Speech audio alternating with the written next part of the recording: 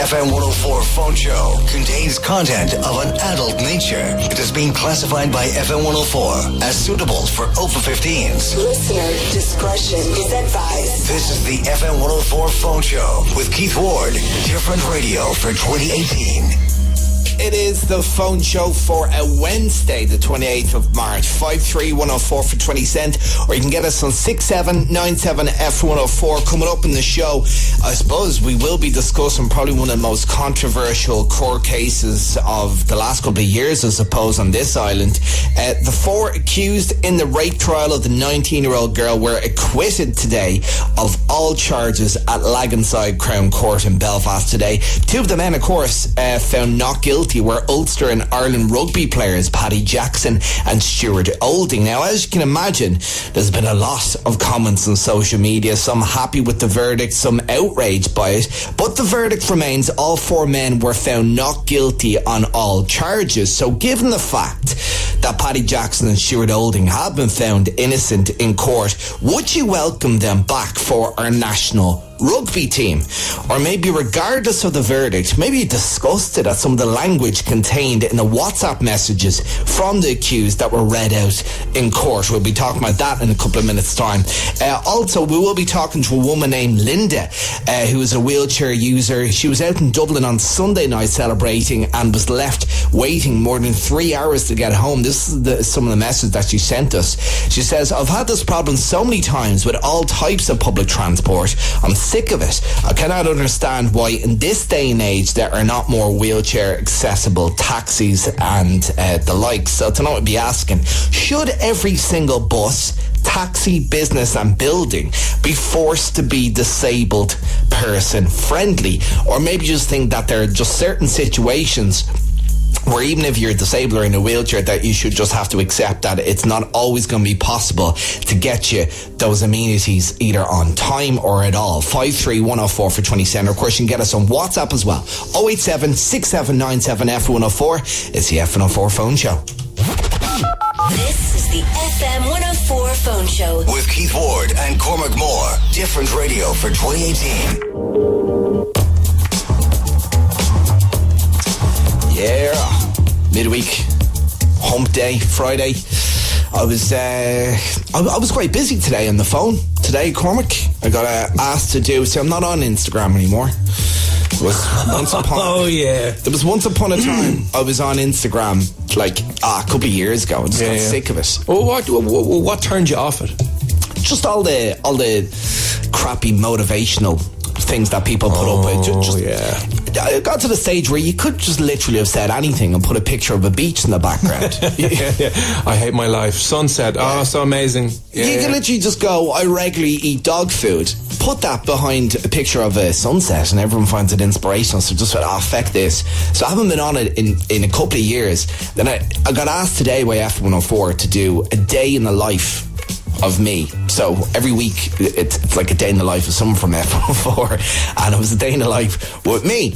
And the thing was, I think the boss who asked me to do it obviously has no idea what I get up to during the day, because the answer to that is sweet F all. Because we don't have a social life. We don't do anything. Your day starts a little bit late, I suppose. I'm just flicking through the Insta stories here now, and I actually even got 25 past 11. Was that particularly early? That was actually it was one of those. There's a lot of pressure on these types of things, right? So I found myself getting up earlier than usual. Right, first of all, the boss texted me at like 8:30 this morning, goes, "Oh, by the way, you doing that Instagram thing?" I feel like, I'm still in bed. Like, you know what time we do the show to. So I usually get up about 12, half 12, right? Sometimes later. And you bang on Netflix for a little bit or watch something online, And then I was like, I better take my first Instagram. So I did it at like 25 past 11. Kind of going, this is my sunset, when actually I'm usually in bed for at least another hour.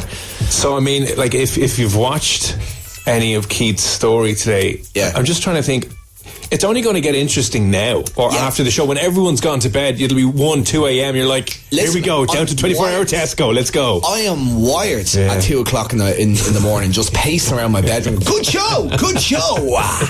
So it was quite sedate today. I just posted some things about.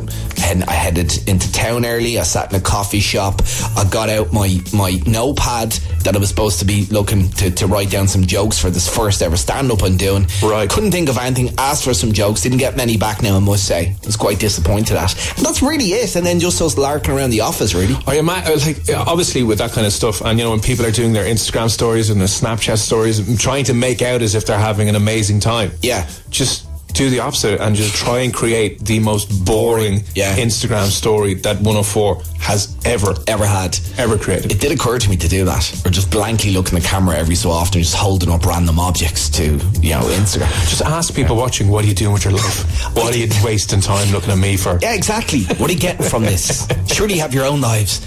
It did occur to me to kind of do something a bit, not mad, but something I wouldn't usually do, but pretend I usually do it. Like I was going to go on like a 5k jog and come back looking all dishevelled and sweaty to go, just back from the 5k jog. And I just went, I'm lying to myself. I don't do that every day. Yeah. And I mean, as I said, your back is still not back to 100%. No. So I mean, you would want to go down for a game of bridge maybe, or do something really boring. A game of bowls. Although there's a lot of bending over in that. There you go. It wouldn't be doing that. Yeah.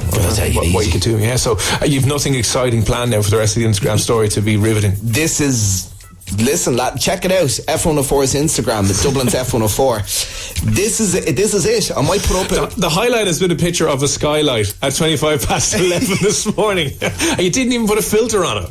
I was looking around for this was another thing, because I hadn't used Instagram in quite a while. When last time I was on Insta, there was no my story, so it took a couple of times to get used to that. I got a sneaky little boomerang in there a couple of minutes ago. Hang on, Tara robbing some of your story landscape. What do you mean? Hasn't Tara Murray from earlier on? What's she doing? It's just popping up. Do what? Instagram on her show. During the middle of your day. Yeah. In the middle of my day. It's not Tara's day. Her day was last week. Stealing your thunder, Keith. Her day was last week. So anyway, if you're on Insta, check it out on F104's Instagram page. I'll put up one or two more during the show. Really boring ones now. I think commit to the boring. It's not going to be the most thrilling, because effectively I'm stuck in the studio for the next 3 hours. Maybe the good stuff's going to happen afterwards. As I speed home. Go for what if you went for a walk around Clondalkin tonight at like 3 a.m? Something's definitely going to happen. I did used to jog around Clondalkin after the show. I did, honestly. I put the Visi vest on, and my mum said to me before, right, it doesn't make sense when you think about it. She says, I'd be quite worried about you jogging around Clondalkin village late at night. You don't know who would approach you. I was thinking, would you approach a guy jogging at 3 o'clock in the morning with a Visi vest on? He's either a couple of things, either a boxer, some trained fighter, or just a psycho. He's fleeing the scene of a crime. I wouldn't go near him. I wouldn't be mugging him. He could be, now as it turns out, it was just a harmless old radio presenter, but they didn't know that. So yeah, maybe I might do that. I'd tune in for that now. I'd love to see what goes on in different towns around Dublin at 2 and 3 in the morning. 2 or 3 in the morning. Clondalkin can be quite colourful. On a Wednesday, maybe not. Well, we'll find out. Maybe I might bring one of my dogs with me. I hear anything with dogs in it usually does well. There you go. And tag the dogs in and stuff. You could be off to a winner already. Yeah. Darcy's actually must get Darcy a little. Is your dog's name Darcy? Darcy and Riley, yeah. Darcy and Riley. Is Darcy a very British name? I'm trying to think, is Darcy a very posh name? Darcy. Yes, Darcy, we're going for a run. Come on, Johnny O. Actually, I should put him on Instagram now that I think about it, because he's Joe Laddie from The Simpsons. It's supposed to be like Laddie. Oh, Laddie. yeah. The dog that can do everything. Yeah. He both looks like Laddie and can do everything. It's a bit smart. He can drive a car as well. Well, no, sorry, he can steer a car. He can't work the pedals. That'd be ridiculous. He can only steer it. But he can. Seriously, might pop that up in Insta. Right, 53104 for 20 cent. There you go. Check it out on Instagram. We'll post one or two during the show. Cormac's up next week, and yeah, you are. Yeah. I'm going to let you have if Tara doesn't interrupt it. I think I'm just going to Photoshop myself into loads of places and put it up there. Where am I doing today? On top of the Eiffel Tower. Yeah. Amazing. Yeah, actually, or kind of do one of those silly, stupid, you know, where you're pretending to lean the Tower of Pisa up.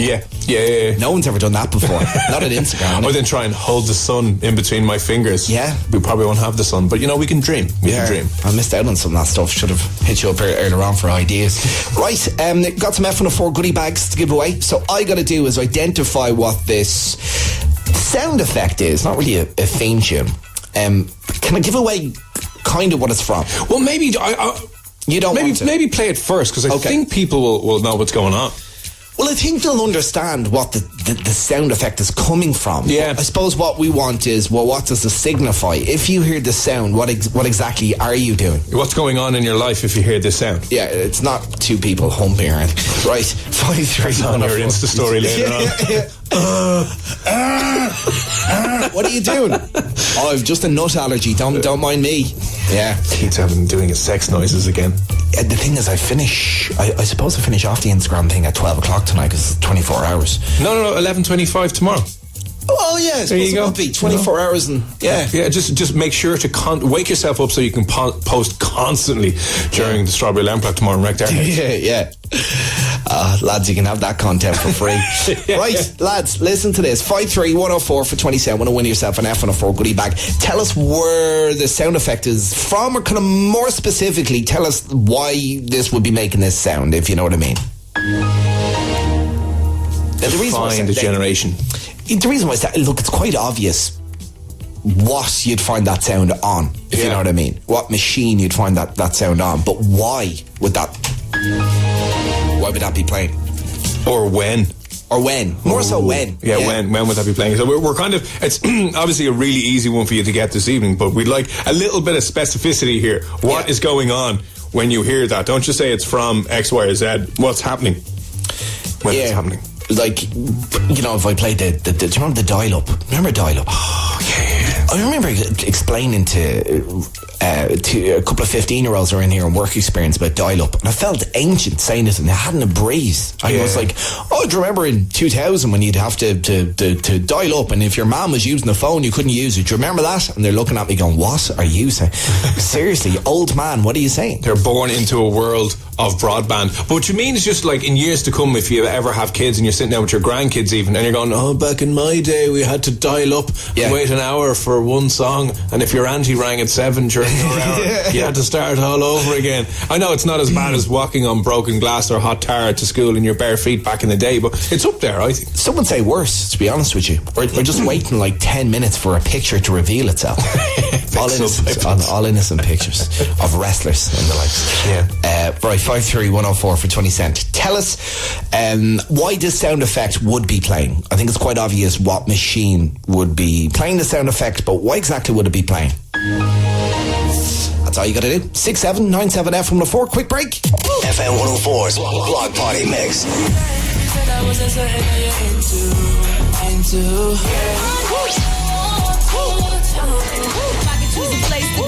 Be far away. From here we can cross over like Broadway. The biggest party in the city. FM104's Block Party Mix. FM104. Hi there. Here I am again at the 1933 Furniture Company in Navan. Well, you do have to get around to keep up with the latest styles and trends. And the 1933 Furniture Company is certainly worth the journey. Take their new range of Natuzzi sofas in soft Italian leather. Absolutely beautiful. From Parker Knoll and Neptune to Halo Living and more, you get real quality here at comfortable prices. The 1933 Furniture Company in Navan. Because good furniture is hard to find. Our Fifi. She's part of the family. And she loves her food. Especially the new Kindness range by Gain Pet Nutrition. Gain Kindness is a new grain-free food for dogs with fresh meats, botanicals, fruit and veg from Glanbia, the Irish masters of nutrition.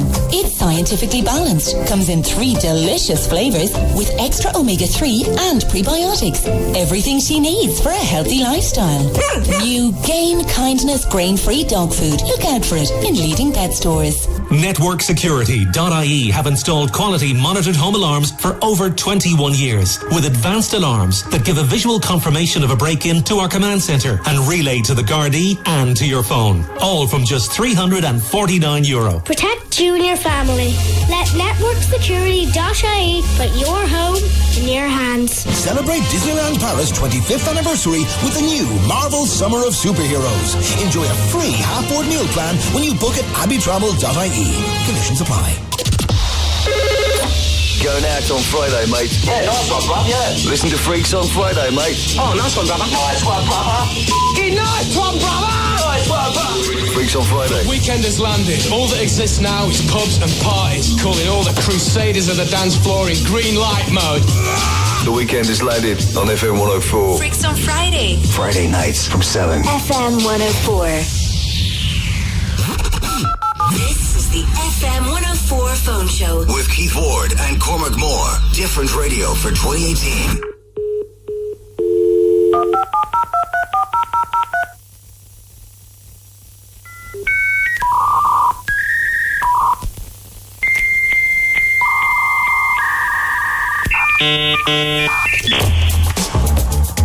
Relax, people. If somebody had just tuned in there, then they would have been like, something's gone wrong, they've hacked into the Matrix. Yeah, we're back to 2000 again. I don't know, something strangely kind of hypnotic about this sound. Would you, like, if you went to a health spa for the day and got a meditation, is there like a dial-up meditation thing you can get? Just this in the background for like 5 hours while you're in a dressing gown. Yeah. Yeah. Do you like the 56k sensory deprivation tank? I mean, that brings it all back. Yeah, it does. That and could hear a man going, Keith, are you on the internet? And I think what my dad actually said, it was, Keith, are you surfing again? Surfing? No, he didn't. Did he say that? Yeah, surfing. Down with the lingo. Yeah. Jess, Keith's big for the surfing now. We'll send him in. But I suppose it would have been pretty accurate back in the day. They used to say surfing. If you said it now, you'd be insane. But well, to get nerdy, a lot of internet lingo is taken from the maritime profession, you know. Is it? Yeah. What else would it be? There's anchor text, there's surfing, there's ports. Oh yeah, surfing, ports. That's strange, actually, when you put it that way. Yeah, so there's a blog comes from Captain's Log. No, you're making that up. No, I swear to God. Really? A blog is a weblog of changes to a website, and weblog was just shortened to blog. And then vlog, that came from video log. Yeah, that came from the old seafaring days. There's a few others I can't remember of, but yeah, surfing. Now I just have visions of like some old pirate with in a cafe going with a little parrot on his shoulder, something. Yar, me blog day 2, me updating. Yar, my Bebo flashbox. Right, we are asking though, getting away from the internet, but no, we're very much on it. What is the sound effect in relation to, like, what would you be doing when this plays? And thank you very much for some of the text coming in on 52104. You know what? Listen, I'm not even gonna read out the last number of your text to identify yourself. You know who you are. You know what you said. Antivirus man. You know I can't read that out on text, but yeah, I'd say it would have been a popular choice, to be honest with you. Yeah, definitely. Yeah, right. 53104 for 20 cent if you think you know what that sounds in relation to. Carl's on the line. Carl, what's up? How's things? How are you tonight, man? What's going on in the world of Carl? Usually I'm just chilling at home. Yeah. To the radio. Have you had a long day, Carl? I have indeed. What have you been doing in work? Yeah. What do you do? Delivery driver. Kind of sounds like you were going to go for a guard there for a second. You went, not allowed. No. Better not. You're delivering justice. Yeah. Delivery driver, what? Not takeaways. You wouldn't be doing that during the day, would you? No. Car parts. Oh, car parts. Did you say car parts or carpets? Car parts. Oh, I suppose car parts. I think I might need a new seat for my car. Yeah. I failed the NCT last time. I think the airbag sensor's gone in the seat, apparently. Well, once you mention airbag, fair enough, but there was a guy who was on before ranting and raving about the NCT and said that he got failed because he had a rip in his seat. What was this? There was a bit of foam coming out. And I was like, that's ridiculous. And apparently some know-it-all, kind of like Carol, came on, dealing with car parts. And kind of went, well, no, you'll actually see that it's actually a fire hazard if that foam catches fire. There you go. I mean, look, it probably added up, but, you know, come on. No, I've heard of them fail for the seatbelt. It's a bit tearing the seatbelt. That's obviously a thing, but... Well, that would make sense. Yeah, seatbelt would make sense, but... Someone actually, I should have put that... Well, why am I only thinking of it now? What?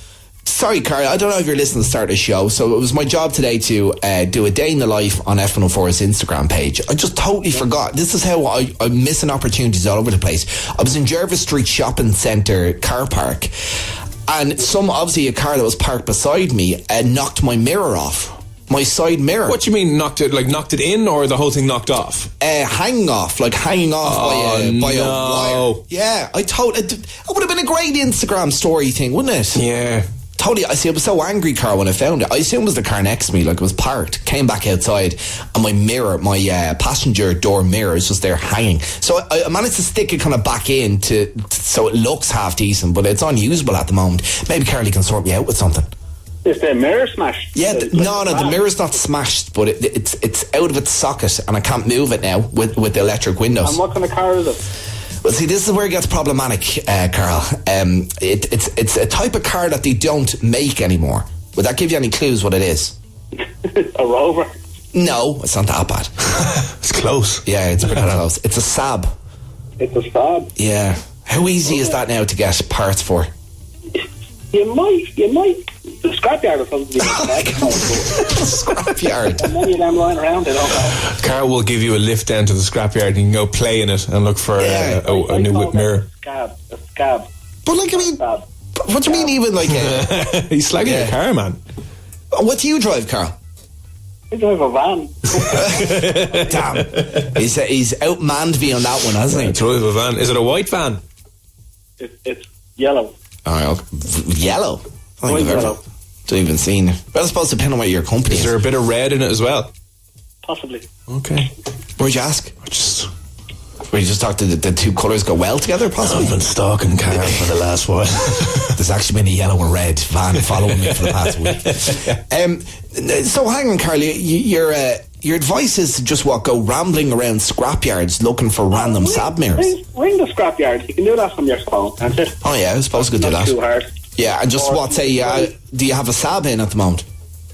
Just say you're looking for a wing mirror for a Saab. Yeah. Get the wing mirror, bring it to your local mechanic, and they'll replace it for you. What if it's not the same colour? Well, most of them have a little flip on the back, like that thing. The colour part comes off, it flips off, and you can replace the actual the mirror itself. Gotcha. You know? Or you can just bring it to your mechanic, and they can try repair it. Like, it could be a bolt that should snap or come out, and it'll just sit back in the socket, and you'll be fine.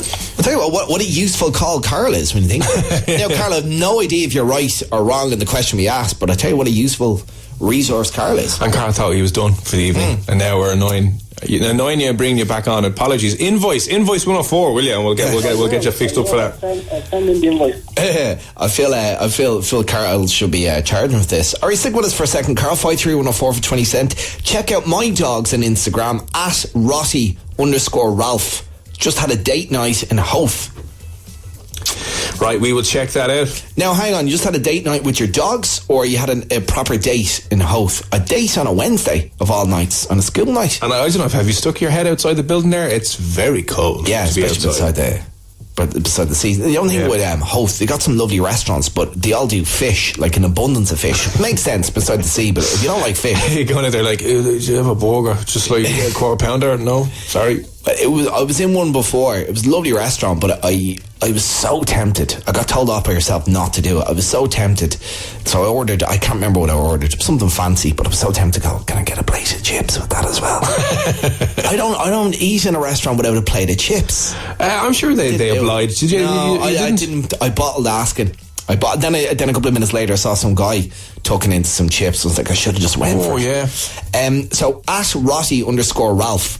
Hopefully that's a legitimate Instagram tag, and I haven't just kind of sent everyone over to someone playing with herself or something on Instagram. No, we have it here now.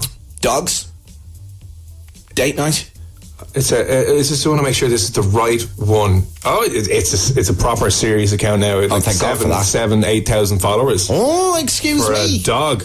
No wonder you got a date on a Wednesday. The latest picture is two beautiful dogs. Yeah. Sitting up on a bench down at Howth, overlooking the sea. as the sun sets in the background behind all the boats. Is there an inspirational quote to go with it? It just says Karen and Ralph. Okay. I presume they're the dogs. Yeah, Karen.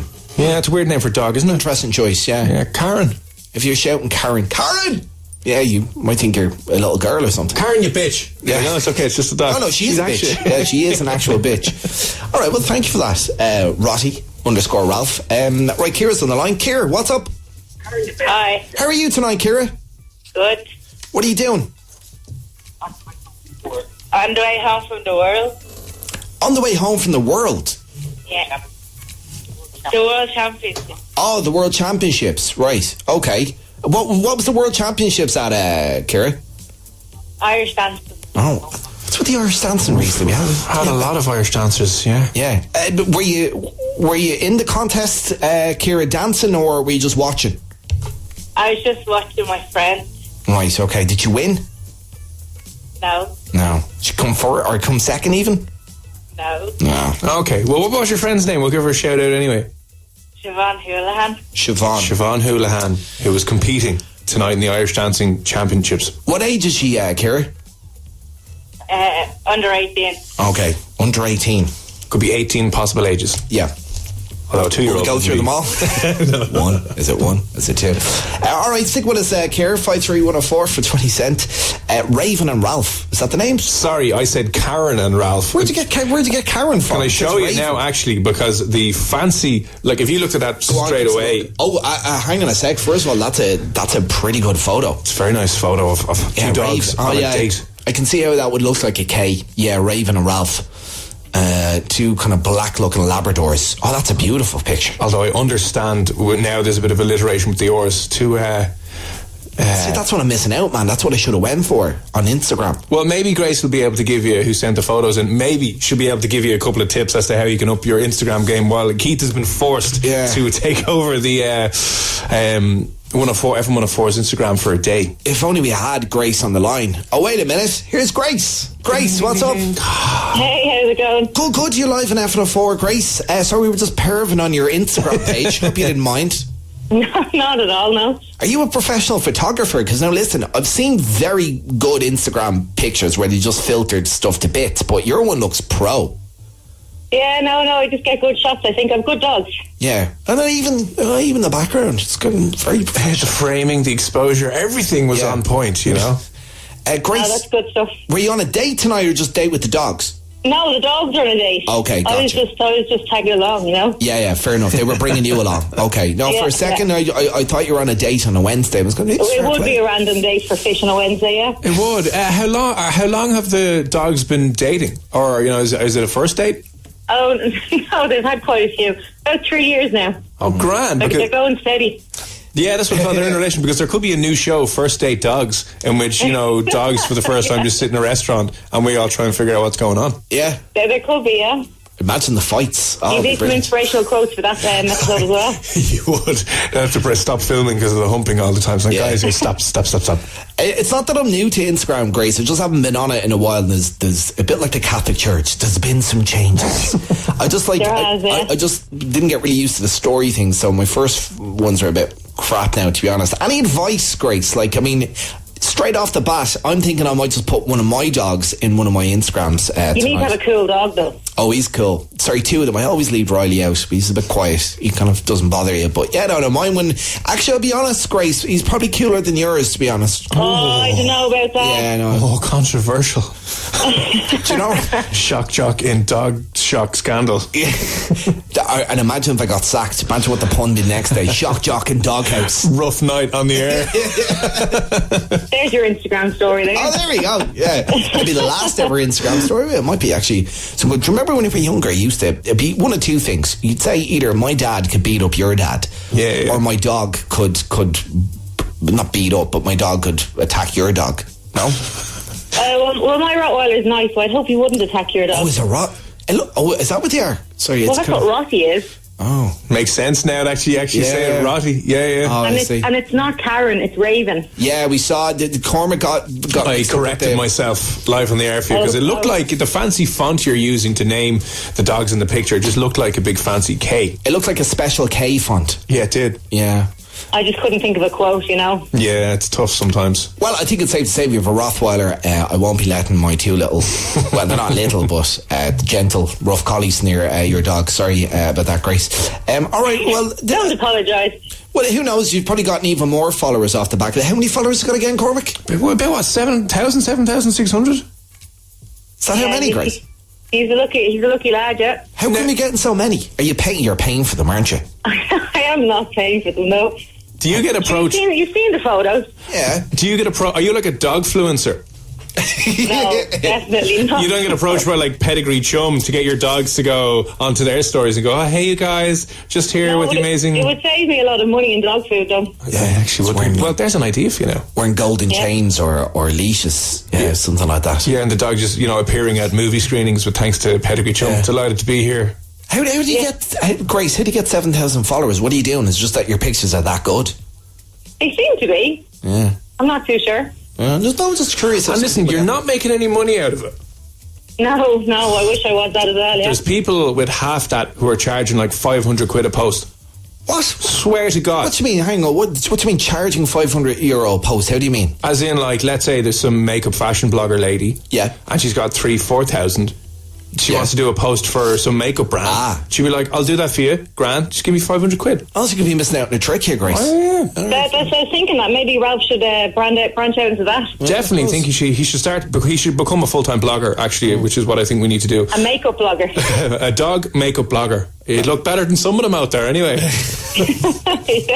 A couple of people come to mind. Grace, do you live in Howth? No, we don't know. We live in Whitehall. All right, so no, I was just going to say, if you live in Howth, you might have to start charging for those pictures. Yeah, maybe. Howth's pricey. Right, listen, Grace, thanks for clearing that up. Again, you can get Grace at, my name, so I'll do this properly, I'm going to bother. At Rossi_Ralph, and I must say, it's got our approval. It's a lovely page. Lovely pictures as well. Keep at it. Who knows? If you do start making money, can you give us 20% for giving you the idea? We'll be your management fees. I'll let you ask Ralph that, and then he can decide. Nah. The answer is attack. Oh, God. Nah, you're all right. Nice one, Grace. Bring some biscuits with you. Right, 53104 for 20 cent is the number. I'll go through quickly. Someone says the sound is, when you turn the PlayStation on, like the PlayStation back in the day, like PlayStation 1. Yes, but no. I play too much PlayStation to ever confuse those. I know where they're going with this. PlayStation sound. Yeah, so it's definitely, obviously, it's definitely computery sound, but it's not. Oh, yeah. Oh, wow. Close enough. I mean, there is some similar kind of jingles. What I love about the title on YouTube about this, the title says the most orgasmic sound ever created, PlayStation 1 startup. And you know what, I can't agree more, to be honest with you. Right, let me see. So Carl, what are you saying? It's Windows closing down, Windows XP closing down. You're being very specific about the model of Windows. Well, we did ask. 98 as well, I think a few others. It wasn't a 95, Windows 95. Remember that? Windows NT. Definitely Windows XP, anyway. Okay. Here's a question. Who actually had a computer, like, in 1995, 96? Like, in Ireland? I don't think anyone did. I think the earliest... When did I have... I would have got mine in, like, 99, 2000s. I got a Gateway. Do you remember them before they went bust? Yeah. Big, massive screen, massive box. The box was cow print. Do you remember that? Yes. It's worth for just the box, really, wasn't it? Right, Carl saying Windows XP. Kira? Yeah. What are you saying? An Apple Mac. Apple Mac. Are you more of an Apple girl, Kira, than a Windows? Yeah. Yeah. I mean, it kind of it does have some similarities to the Mac starting up. Right. Okay. So this sounds. Some people are saying it's Windows. Some people are saying it's Apple. What's the answer, Cormac? It's Windows shutting down. Say again. It's Windows shutting down. There we go. We got our ding back. Hello. So listen, I'll tell you what, right? I'll tell you what. So, Carl, obviously you've gotten it right, okay?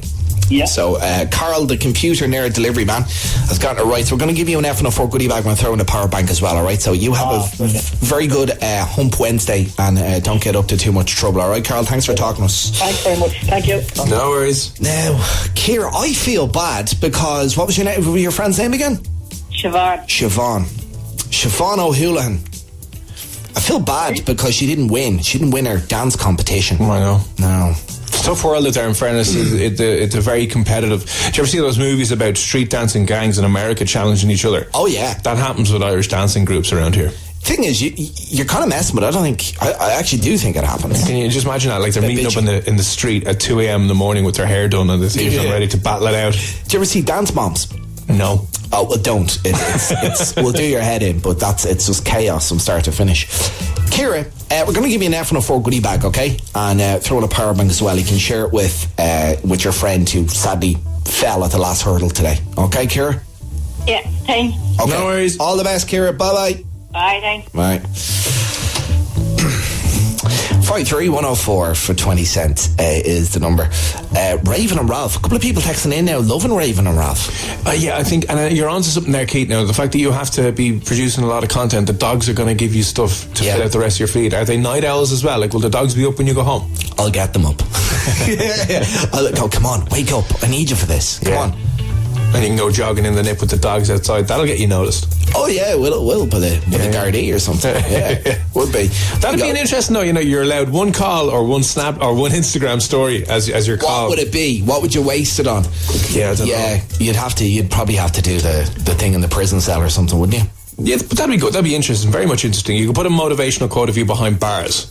Just when you think life can't get any worse, you wind up in prison. Yeah, glass case of emotion. Yeah. Do they have toilets in cells, do they? I think they have it in the cell, yeah. In the Garda station cells. Obviously in prison they do, but Garda station cells? I'm not sure. I think they do, yeah.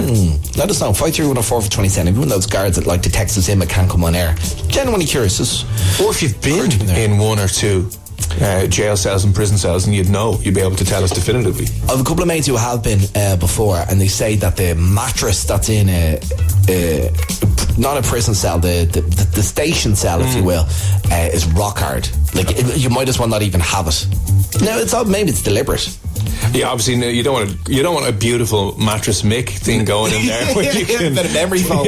Just relax on and go, wow, this is really comfy. Oh, imagine if it was memory foam, and then like every single night you go in, the imprint of the last prisoner is on the mattress. Oh, that'd be interesting, wouldn't it? Yeah, it'd be interesting. Right, 53104 for 27 more F104 goodie bags to give away towards the end of the show. Now, I mean, look, there's no getting away from this. It's probably the biggest story, certainly of today, if not nearly the whole year, because today saw the end of one of the most controversial court cases this island has seen in recent years. The 4 accused in the rape trial of a 19-year-old girl were acquitted of all charges today at the Laganside Crown Court in Belfast. 2 of the men found not guilty were Ulster and Ireland rugby players Paddy Jackson and Stuart Olding. Now, as you can imagine, there's been quite a lot of comments on social media. Some people happy with the verdict, and then a lot of people who are outraged by the verdict. But the verdict remains that all 4 men were found not guilty on all charges. So given the fact that Paddy Jackson and Stuart Olding, who are Ulster and Ireland rugby players, have been found innocent in court, would you welcome them back for our national rugby team? So the lads who, were lifting the Grand Slam there a week or 2 ago, would you like to see Paddy Jackson and Stuart Olding back in the fold, wearing the green of Ireland? Maybe you think that they should be welcomed back with open arms, given the fact that both of them have been found innocent. Or maybe it was the stuff that was revealed in court, such as the WhatsApp messages. And we all know what was kind of described in there and the language used in those WhatsApp messages. Maybe regardless of the verdict, you're disgusted at some of the language that came across in those WhatsApp messages from the accused that were read out in court, and you think it would just be a bad example for Ireland to be welcoming back these 2 lads who are obviously texting kind of each other, explicit kind of, in some cases, derogatory language. Maybe you think we just set a bad example. 53104 for 20 cents or 6797 FM104. Should these men who were found not guilty be allowed to resume their promising rugby career? Or maybe you're just, after all the revelations, the dribs and drabs that people have been getting for the past 8 or 9 weeks about this court case, maybe you just think that even though these men have obviously been found innocent and have walked free and free men, that you just weren't too happy with some of the content, as I said, of, say, the WhatsApp messages that were read out in court. Maybe you think that you don't want to see men like that wearing the green jersey of Ireland who can be engaged in such explicit and derogatory language in WhatsApp. 53104 for 20 cents, 6797 F104. We're talking about the biggest court case that this island has seen in years. Next. Here at Dublin's hit music station, we think you need a break. But not any ordinary break. The break of a lifetime. FM104's Clubbing in Cuba. With Turkish Airlines and Multitrip.com, Ireland's favorite travel insurance. Business class flights for 2. With private transfers, you'll live it up for 3 nights at the 4-star Havana Hotel and then unwind for 4 days in the 5-star all-inclusive luxury Varadero. With Cassidy Travel, it's all about you. And we'll cover your trip with Multitrip.com travel insurance. Sun, sea, sand, and you. FM104's Clubbing in Cuba with Turkish Airlines, Europe's best airline for 6 years, and Multitrip.com, award-winning travel insurance trusted by over 285,000 holiday makers abroad. FM104. Do you take Faith Lake, a stunning 18th century mansion nestled in Waterford woodlands with breathtaking views over the Suir estuary, to be your unforgettable wedding venue? We do. And do you promise to have and to hold this most special of days in a place where time slows down, especially for you, so that you can savor every carefully planned detail as it unfolds? We do. Weddings at faithlake.com. Let Faithlake draw you in. For the best family fun this Easter, come to the ILAC Centre in Dublin 1. We've super prizes in our kids' colouring competition, and they love playing Bunnyville on our Facebook page.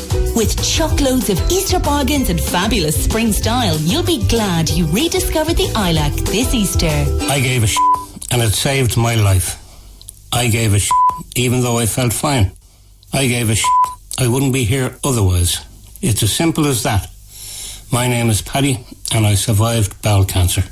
If you're aged between 60 and 69, you could be at risk of bowel cancer. It often has no visible symptoms. Early detection is vital. Bowel screening could save your life. Visit mariekeating.ie for more information today. Tomorrow, the FM104 Roadhog is live from the brand new Lidl store in Gulleris Retail Park, Santry. To celebrate the store opening, there'll be lots of family fun, discounts and prizes to give away. The FM104 VW Beetlebugs will be there with lots of goodies. Tomorrow, live from the new Lidl store, Gulleris Retail Park, Santry. FM104. This is the FM104 phone show. Different radio for 2018. FM104. You're very welcome back. We're discussing the aftermath, I suppose, of the verdicts handed down today to 4 men who were found not guilty of rape. They walked free from court, innocent men. 2 of those men were, of course, Ulster and Ireland rugby players Paddy Jackson and Stuart Olding. Now, I mean, look, you only have to go onto Twitter and Facebook to find out people's opinions on this. Very much polarised. A lot of people sticking up for them, a lot of people condemning them. But the question we want to ask tonight, given the fact that Paddy Jackson and Stuart Olding have been found innocent in court up in Belfast, would you welcome them back for our national rugby team, which is obviously, you know, it's obviously a rugby team on the up and up. I suppose we're number 2 in the world, and we will be looking forward to next year's Rugby World Cup. Would you like to see Paddy Jackson and Stuart Olding part of that fold? Now, obviously, there's, you know, it's probably a question for the manager whether they're good enough to get into the team, but you think it should be even considered that they should be putting on the green jersey of Ireland, given the fact that, as I said, they were found not guilty today. They walked free from court, innocent men. Or maybe regardless of the verdict today, you're just disgusted at some of the language contained, especially in the WhatsApp messages that were read out in court, from the accused that were read out in court. Maybe just a little bit that even though, okay, they've been found completely innocent, they've been found not guilty, maybe it just doesn't sit right with you, the language that was used in that WhatsApp group. 53104 for 20 cent or 6797 FM104 is the number. Donna's on the line. Donna, how are things? How are you guys? What do you want to say about this, Donna? I mean, look, everyone pretty much seems to have an opinion on this, but in regards to whether these two men that we're talking about, Stuart Olding and Paddy Jackson, should they ever play for Ireland again? I mean, they are innocent men.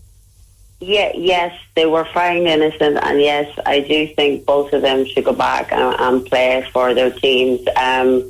The reason I'm saying that is because they were found innocent and they've had their court case, they've come out the other side.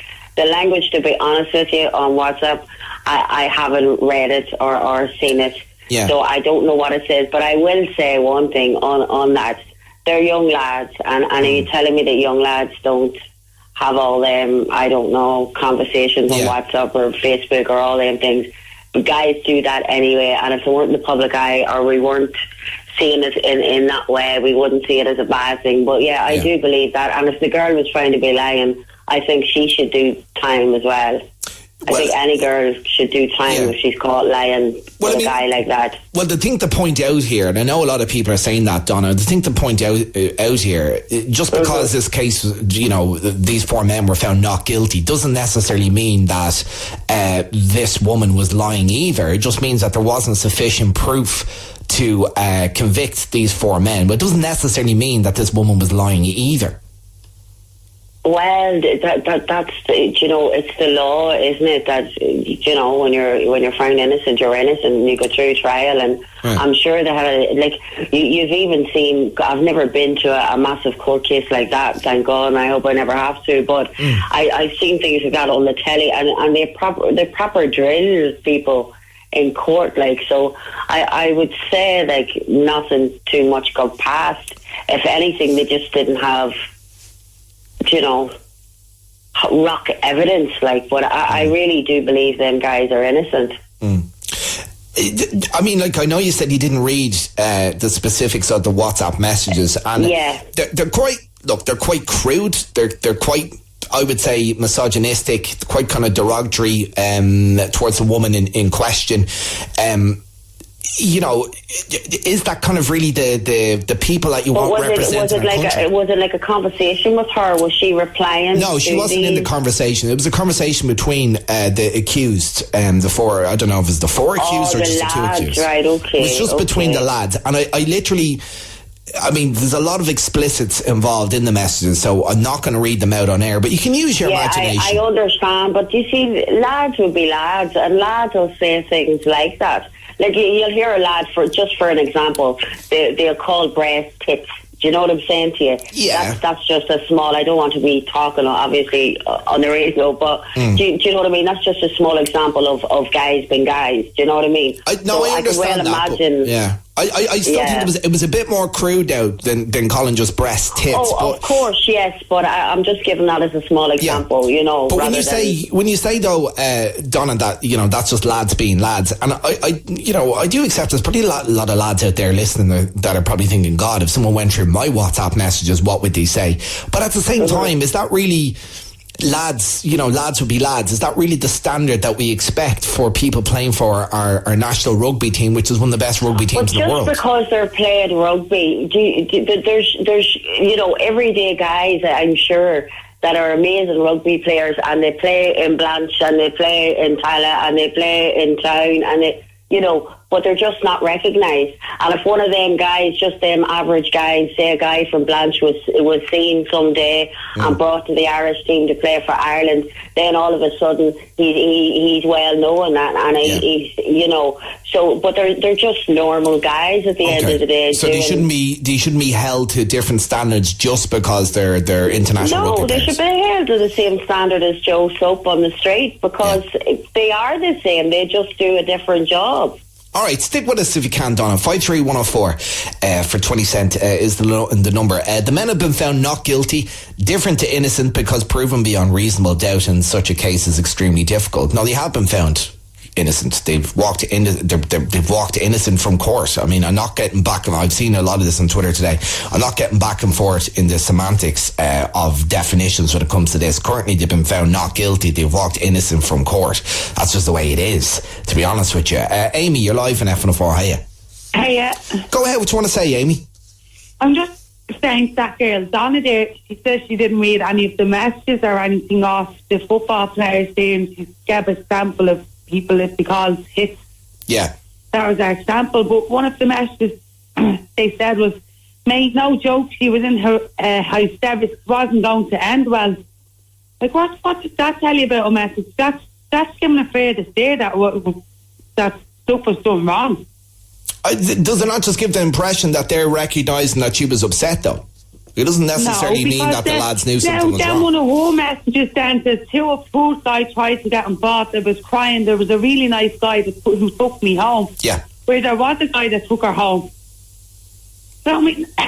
But what about, I suppose when we're talking about the messages here, Amy, and the WhatsApp message that we're talking about, I suppose what we're talking about is the crude nature of the language used. I mean, terms like spit roast was used. Like, I mean, that's what we're more talking about here. Like, we're not debating. That's vile. Yeah. Like, we're not debating whether or not something went on. I mean, it didn't. The court has ruled. Something did go on 100%. And I know they're saying, yeah, something did go on, but they're not tarnishing it as rape. They're saying she was wanted it. Well, I don't know, I mean, who you're referring to, but all I can go on is what the court has said, and they've said not guilty. Yeah, the court said she's not guilty, but yeah. I think the court is wrong. Well, you can't say that because it's based on nothing, Amy. I mean, no offence, but you weren't in court, were you? You weren't in court for the past 7-8 weeks. I know I wasn't in court, but the message is saying is prove this. It doesn't prove it. Everything from it. You've no basis to say that, Amy. It doesn't. I mean, no offence, Amy. Where'd you get your law degree? No, I have no law degree, but I don't think either did any of them in the courtroom today. You don't think judges and solicitors and lawyers didn't have law degrees in today's court? No, I don't think they had enough enough today. You don't think that sounds a bit ridiculous to suggest that people whose profession it is to stand up in court and defend and prosecute people don't have law degrees? Them four lads all had a solicitor each. That girl had one.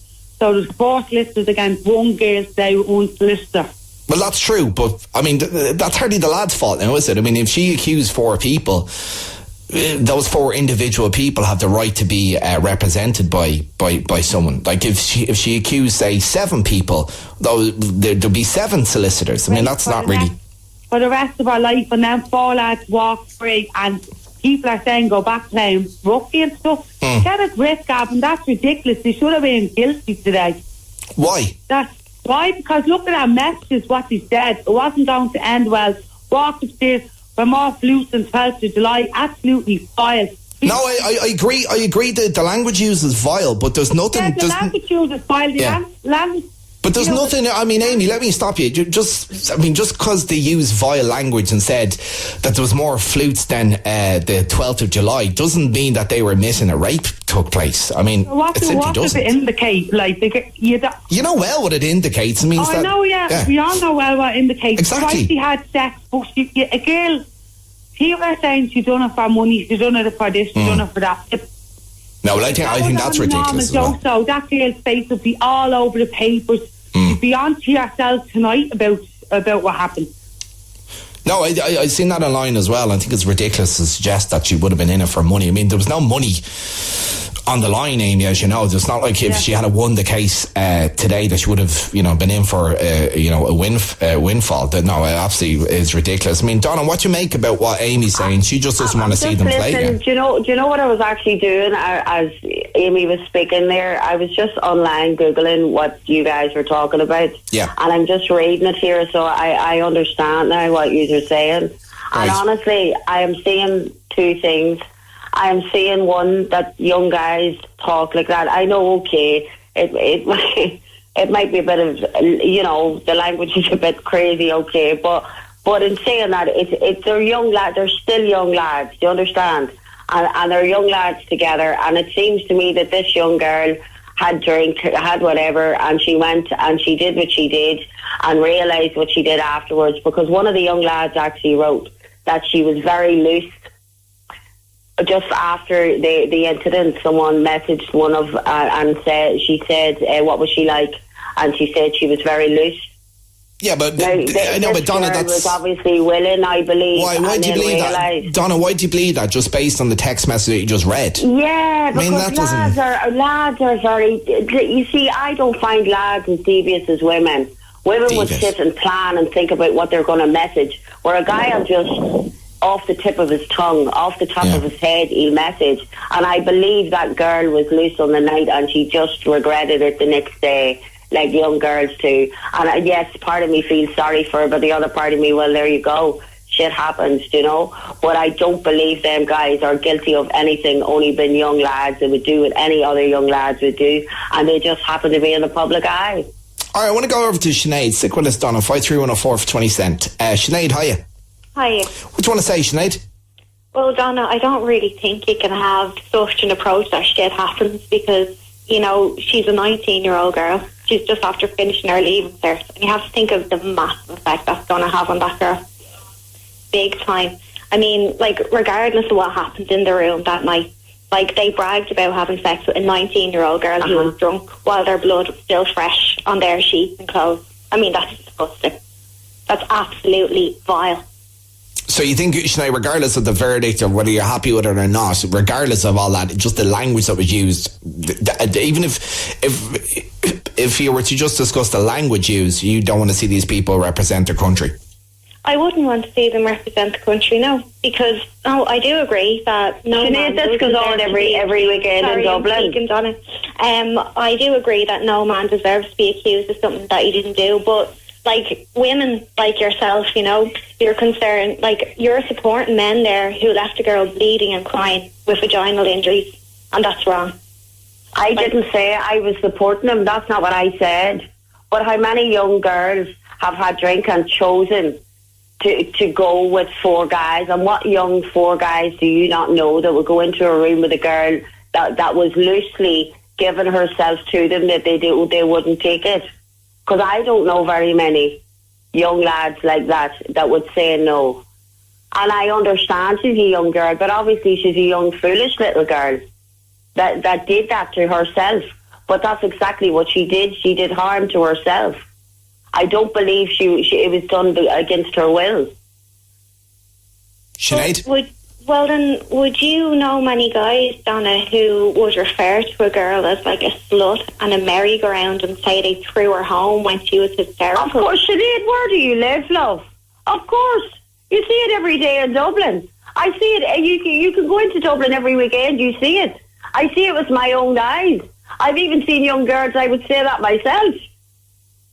Because that's how they go on. Of course, where do you live, Sinead? Do you not go out, Sinead?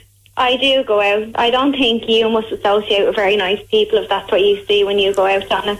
Because that's not what I see when I go out at all. But I don't see guys who would send disgusting WhatsApp messages. But how would you know? A girl hysterical. Sinead, how would you know what? Make a joke about it? No, I don't see. But Sinead, how would you know what lads put into a private group on WhatsApp at the same time? Like, I don't think Paddy Jackson, Stuart Olding, and the other two were going around shouting out these crude words. It was in a private WhatsApp group, which I'm not saying excuses the matter, but I'm just saying maybe we don't know what some lads do send in groups. Maybe we don't, but what we do know is that she was hysterical leaving a house, and she had blood on her clothing, and vaginal bruising. And she was referred to as being spit roasted like a farm animal. And them people should not be supporting our rugby team or playing for them, and we shouldn't be supporting that behaviour. Yeah. I'm not saying that they did rape her. That's not what I'm saying. What I'm saying is their behaviour, we shouldn't be supporting that and wanting them back on the rugby team. I think that's a pretty big takeaway that people are getting from this. I think, Sinead, that regardless of the verdict, and look, people can debate the verdict till the cows come home, but the fact remains all four have been acquitted of all charges. But it still leaves a bad taste in some people's mouth, as you say, the language used, the attitude used, and you know, as well, Sinead, if you're going along to say, an Ireland rugby match as a woman, Sinead. You know what I mean? It doesn't sit right with a lot of women, that the women are being described in these WhatsApp messages, you know, as you say, kind of, you know, being spit roasted and a merry-go-round and all these sorts of things. I'm kind of thinking of what it'd be like to be a woman sitting in the stands cheering on an Ireland rugby team that has Paddy Jackson in it, who sent some of these messages. Now, he wasn't the only one, obviously, but, you know, it wouldn't sit too right with a lot of women, I don't think.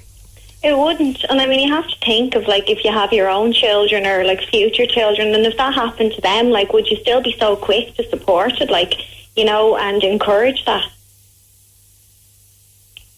Yeah, maybe it depends on the perspective, I suppose. It'd be interesting to see how many people who have, say, daughters, for example, or sisters, Sinead, who might be kind of saying, oh, come on, that's just lad language, that's the language lads use all the time, but they probably wouldn't be too happy about that language being directed at their own daughter or sister, to be honest with you. Maybe that's the way some people need to think about. Not at all. And I mean, like, you know, if their career is over, I mean, so what? And their privacy is invaded, so what? Because so is hers. That girl's life destroyed. Like, I mean, did they think of her privacy when they were sending those disgusting messages around about her? Well, I suppose they assumed... leaving her alone in a taxi, like, with blood on her, and she's hysterical. No, they didn't. Well, I suppose they assumed that the messages that were sent in a WhatsApp group would stay private. I don't think there was any intention for those messages that they sent to you know, out this woman. And in fairness, it didn't. I mean, she remains anonymous even now through the court case, which wasn't something that's been afforded to the four accused. I mean, on that actually, Sinead, before I move on to Catherine, do you think it was the right decision up the north? They've slightly different rules than us. It wouldn't necessarily play out that way down here. That you have four men accused of quite a serious crime and their identities are revealed and released to the media, yet the accusers isn't. Do you think that's fair? Well, I don't. To be honest, I do think it's fair, because that girl, I mean, she's already after being slut-shamed all over the internet, so imagine the backlash she'd get if people knew who she was and they're after walking away innocent from that court there today. I mean, she's only a 19-year-old girl. At the end of the day, it's going to have a massive effect on her. But what about there is a vulnerability there at that age. Yeah. What about the four lads, though, who, you know, walked innocent from court? They've been found not guilty of all charges, but they still have to carry around that stigma for the rest of their lives. Now, you know, is that fair on them? I mean, if they had been found guilty, I think everyone would go, well, fair enough, but they haven't been found not guilty. Yes, they're going to be branded probably for the rest of their lives by certain people that they you know, that they have questions to answer here. Does that seem fair? Well, I mean, they're already in the public eye. They're already bragging about it through text messages, which could have went viral anyway. In, like, today, you know that yourself, like, anything to do with, like, social media or anything or WhatsApp, that can be leaked anyway. So they should have been more careful about what they were saying about the girl. Maybe they should have, but I think intentions are important here, though, aren't they, Sinead? Like, I mean, if they had to put this up on Twitter or Facebook publicly, then you can go, well, look, what did you expect? But I suppose you do expect private conversations to remain private. I mean, they didn't intend for this to go public. They didn't intend for their messages to go public. So can you really hold them accountable for the fact that they did go public? I mean, the only reason why they went public is because the PSNI got, you know, started an investigation, got their hands on their phone. Is that really their fault, though, Sinead? It's not their fault that the PSNI got, like, obviously hold of their phone, but it is their fault how they acted. They chose how to act that night, and I mean, they have to live with them consequences. You know, whether that's public or not, you know, it doesn't really have anything to do with the fact that they acted disgracefully. Well, they'll say she was only a kid. Well, I mean, she was. Well, hang on, Sinead. She was 19. Like, she wasn't underage here. She was 19. She wasn't underage. But at the end of the day, I mean, like, she was on her own. They, as I think it was Amy said, like, they had 4 solicitors in court. That girl had 1. I mean, while her, like, underwear was getting passed, like underwear getting passed around the courtroom belonging to her, like, you know, with her family sitting there, like her father and her family sitting there. I mean, what effect is that going to have on her? I mean, I know that. I mean, Amy said it as well, but like, I wouldn't look. In my opinion, I wouldn't be looking too much into the fact that they had 4 solicitors and she had 1. I mean, that's. I mean, if she only had to accuse one person, that person would only have 1 solicitor. I mean, you can't have it both ways here. Do you know what I mean? Like, if she accuses 4 people, those 4 people have the right to have their own solicitors. Mm-hmm. No, I agree with you there, but it is very much like, to her, it would feel like they're all ganging up on her as well. Like, I'm not saying that she, as I said, like, I'm not saying that she did get raped, but I think the situation is totally unfair on the girl. And I think more thought has to be given to her and how she's going to be coping with things now, instead of like people supporting like disgusting act, like, and saying they should go back to their normal day-to-day jobs, because she'll never go back to normal again. But when you say disgusting act, what do you mean? The WhatsApp messages? The WhatsApp messages, the way they spoke about the girl, the way they left her in that state the next day. They left someone hysterical at the back of a taxi with blood on them. All right, stick with us if you can, Sinead. A couple of people texting in and backing up kind of what Sinead is saying. I mean, look, again, I can't say it enough. I mean, they have been found guilty. I know some people are going, well, the actions that they did in the night. I mean, we're talking about the WhatsApp messages and the language used here. I mean, the actions in the night is just simply not up for debate. I mean, the lads are saying it was consensual sex. The court, the jury have said it's consensual sex. A rape did not take place. So I suppose what we're asking here is the content, really, of the language used in the WhatsApp messages. It doesn't sit right with a lot of people. You can understand, like I can't even read out some of them because they are that explicit. But phrases like spit roast, and as Sinead said there, merry-go-round, and another one, more flutes than the 12th of July. I mean, that's not language that you'd like to see your own daughter or sister described about, is it? Are they the type of people that you want playing for Ireland, putting on the Irish rugby jersey? 53104 for 20 cent. Very quick break. I'm going to come back and talk to Catherine. Catherine thinks they should be allowed back and play for their teams as we're found not guilty. So you hire a car for holidays at a great price. Brilliant. Then you get to the car hire desk abroad only to be told the excess is not included. And then they tell you the excess will be double your car hire price. Be smart. Don't get ripped off abroad. Before you travel, cover your excess with carhireexcess.com for only $2.99 a day or $49.99 a year. Price quoted is European cover per persons aged 21 to 84 with a full licence. Blue Insurance Limited, trading as carhireexcess.com, is regulated by the Central Bank of Ireland. The Bargaintown carpet sale is now on. Every carpet in stock reduced. Old carpets lifted and taken away. Bargaintown carpet sale now on. Bargaintown, first in Dublin for carpets. Fabulous family fun is guaranteed this Easter at Phoneshow Water Park Drogheda. Open every day for Easter from 10 a.m. Scale the rock wall, try the sky climb, bowling, crazy golf and much more at Phoneshow Water Park Drogheda. Exit 9 off the M1 motorway. Check out our great discount packages at phoneshow.ie. The FM104 Roadhog with 4-star pizza. Let's go! The FM104 Roadhog is coming to you this Friday from the Old Mill Tala. We'll be celebrating the first year that pubs can open on Good Friday in 90 years. The FM104 VW Beetlebugs will be there with lots of prizes and goodies. Live from the Old Mill Tala this Good Friday. FM104. This is the FM104 Phone Show with Keith Ward. Different radio for 2018. FM104. You're very welcome back. Catherine's on the line. Hiya, Catherine. Hiya, Keith. What do you want to say? That young girl was on before me. Why did she go back to the Texas and all? Lads are lads. They were found not guilty. Yeah, no, to be fair to Sinead's still there. To be fair to Sinead, she didn't say they were found guilty. She accepts that they were found not guilty. She just thinks that the language... Guilty, I mean. Yeah, but she just thinks that the language used is not the language that you would expect of an Irish international rugby player. Listen, they had a few drinks. Lads are lads. You're a lad yourself, Keith. Yeah. You know what I mean? And the explicit things does be said, you know. It was on their private phones. Yeah, it was. You know what I mean? Yeah. But no, it was. And to be fair, as I said, I don't think he ever expected that conversation to ever be public, to be fair to them. No. But it still doesn't maybe display the nicest attitude towards women, really, does it, Catherine? I know that it doesn't, Keith. I know. But listen, they were put before the jury. The case was rape. All right, the Texas and all this and how she was used. That girl went into that consensually I only done a trial there last year on rape. Do you know what I mean? So you were on the jury. I done a trial last year on rape. Okay, and without getting into any specifics, Catherine, were there kind of parallels between what happened today and then your own case? I mean, how long did it go on for? We went on for 8 days. 8 days, right. Yes. And actually, tell us as well, Catherine, because even Sinead picked up on it there, and I know there's a lot of people online who were quite distressed at the fact that this complainant's underwear was kind of held up in court and was shown in court. Did any of that go on, Catherine, in the case you were sitting on? Everything. The girl had to come up on stand. I had to face that fella with 11 other jurors.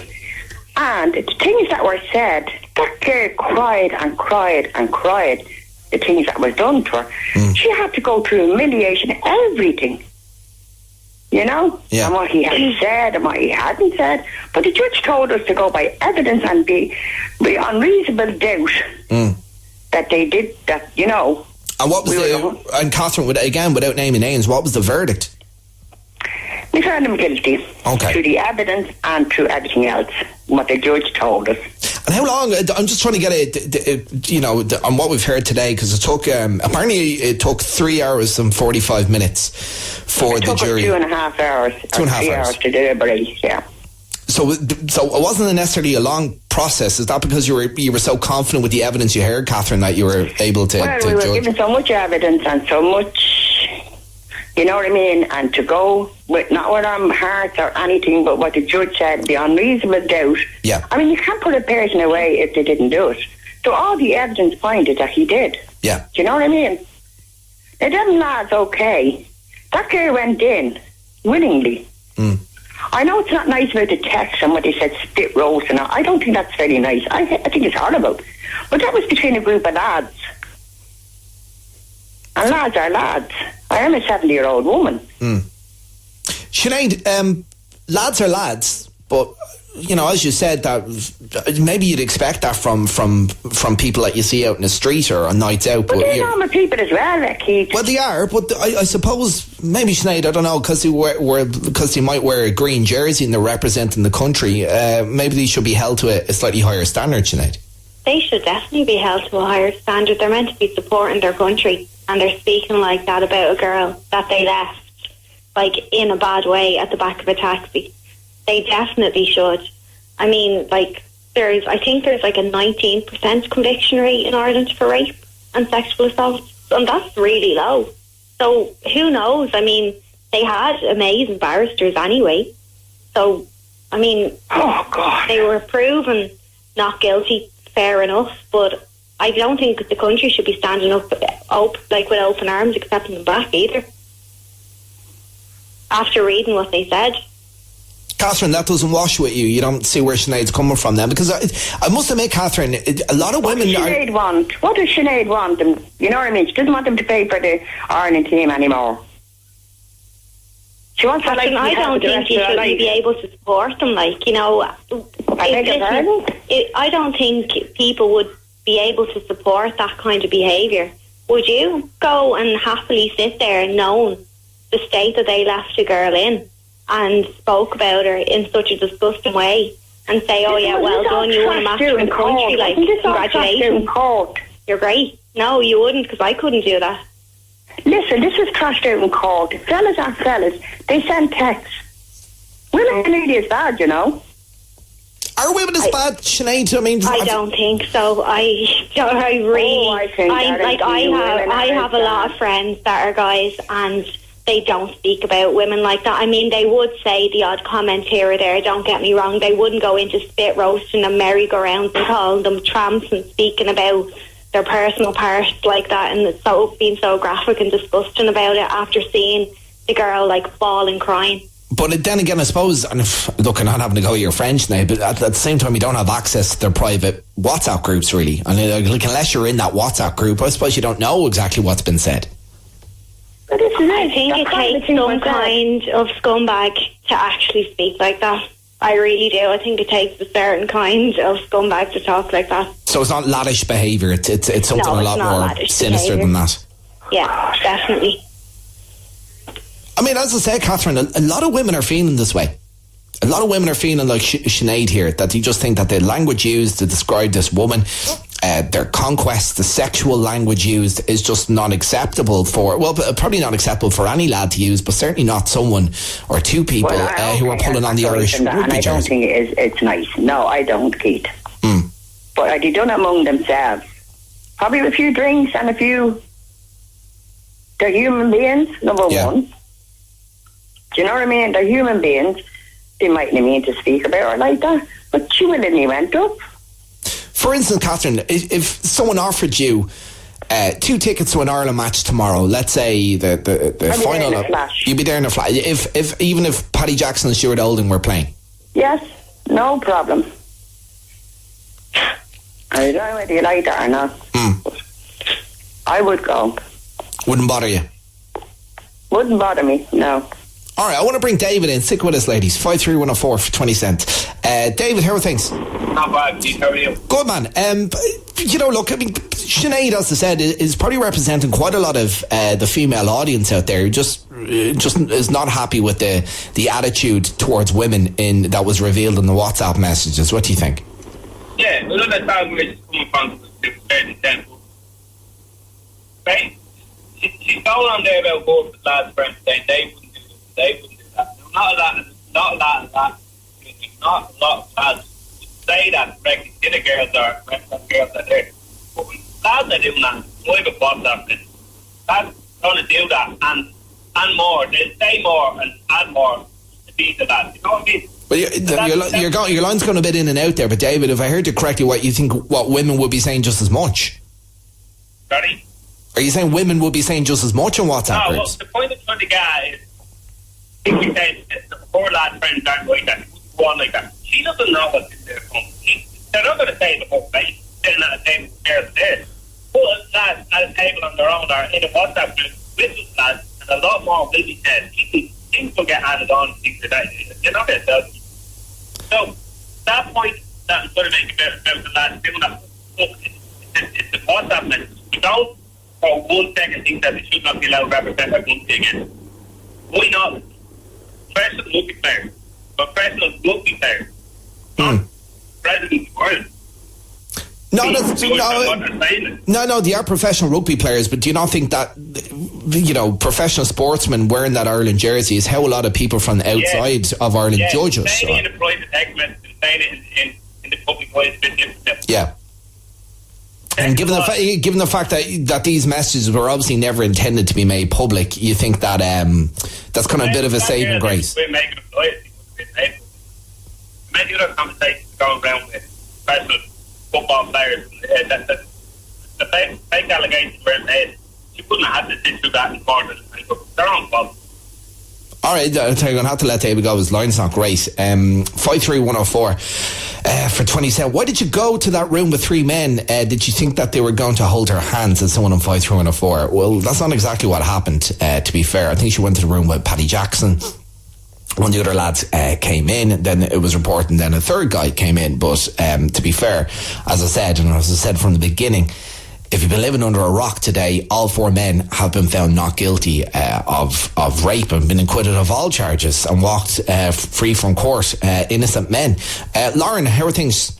Hi, how are you? Very good. You want to have a word with Sinead? Yeah. So just a few things to say to Sinead there. I've seen from my own personal experience within WhatsApp groups with myself and my friends, I'm a 24-year-old girl, that like the girls in my WhatsApp group would write messages, maybe not as vulgar, but very similar to what the lads have written about that girl. And obviously we would never want them to be seen by lads either.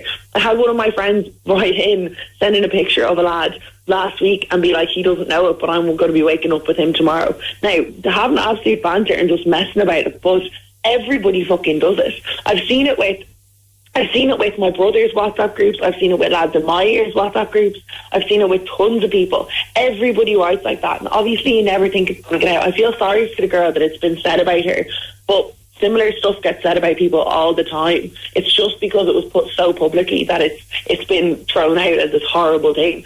She never left that room, as far as the lads are concerned, in distress or anything like that. So it's not like they were laughing at her and saying, oh, the poor girl, but I'll fuck her. Like, we were spit roasting her anyway. That's not the case. They were bragging about it within a group of lads because that's what lads do. That's what lads do. I don't know, Sinead, I don't know how old you are, but that's what lads do, especially in modern society. Sinead, that's what lads do, according to Lauren. Well, do you know what? Messaging each other, yeah, I'm sure it is what lads do, but lads, well, I'd hope the majority of them wouldn't leave a girl hysterical, and they even said it in their message, she was hysterical and crying and bleeding at the back of a taxi. That's not what lads do. And that's not something that you should be supporting. I'm not supporting that at all. I'm not supporting the fact that she was upset or bleeding or anything like that. But as far as the lads were concerned, she was consenting to it. So it's not that they were laughing at the fact that she was distressed or anything like that. They were just bragging about what they had done, which like, I know any of my friends who had gotten with the girl like that now, that had been consensual and that had been all up for it and everything. I know that they would turn around to the lads and be like, oh, wait to hear what we did last night. And it'd be a joyful thing rather than being like, oh, that like laughing at her and like taking advantage of someone, because that's not the case of what they're laughing at. Like, Lauren, do you think that it's a case in when you take texts in isolation and out of context, that we have a lot of people, especially on social media, I mean on Twitter, it was driving me mad for the past 9 weeks because, look, no one was supposed to be commenting on this whatsoever until the court case is done. But do you think people are kind of coming across a little holier than thou now? Like people, almost like a wealth of people coming out pretending like you've never sent any sort of, risky or explicit text ever in their life. Definitely. I mean, people are like saying, I've been on Twitter all day looking at it, and people saying it's disgraceful that they're saying this, that they said something like that. I've never heard profanities like that. Has anyone ever watched the show Geordie Shore or X on the Beach? They constantly talk about getting with lads on nights out and what they're going to do to them, and the next day what they were doing with them, and all, like, they talk the most disgusting talk on those shows. And it's one of the highest grossing shows that MTV has, Geordie Shore is. So I don't understand how people can talk about the lads talking so profanely about the girls and like how horrible it was what they said about them, when it literally is on our TVs every week, the same kind of stuff, if not worse.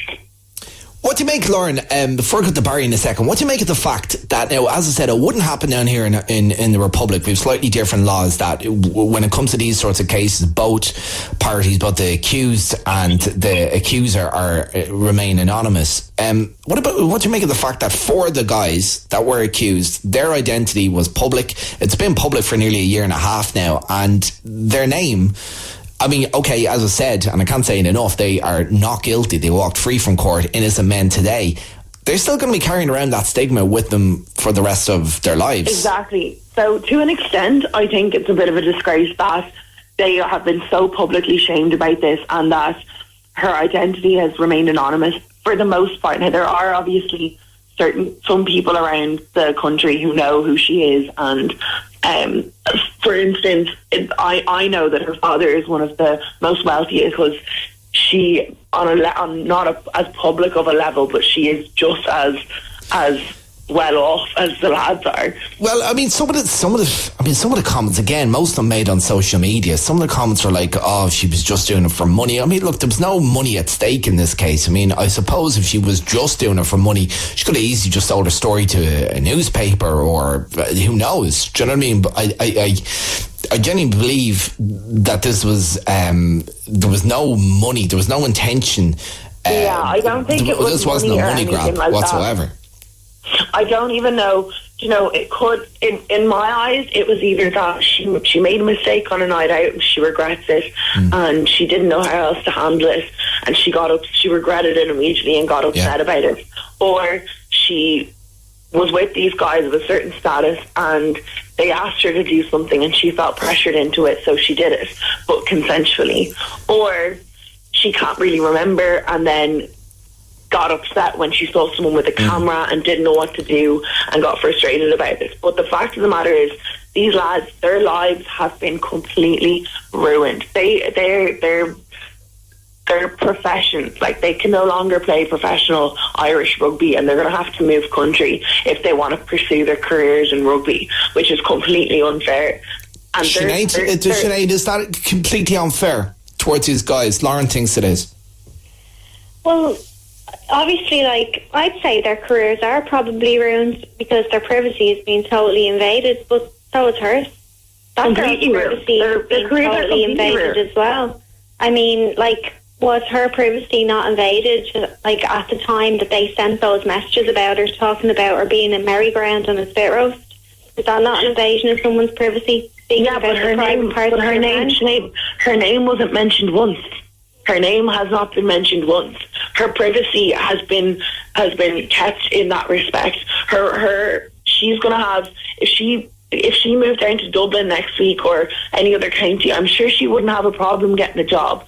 If the two lads tried to get a job, the four lads, if any of them try to get a job anywhere, their name is now known as a household, in any Irish household, that name is going to be known for the wrong reasons.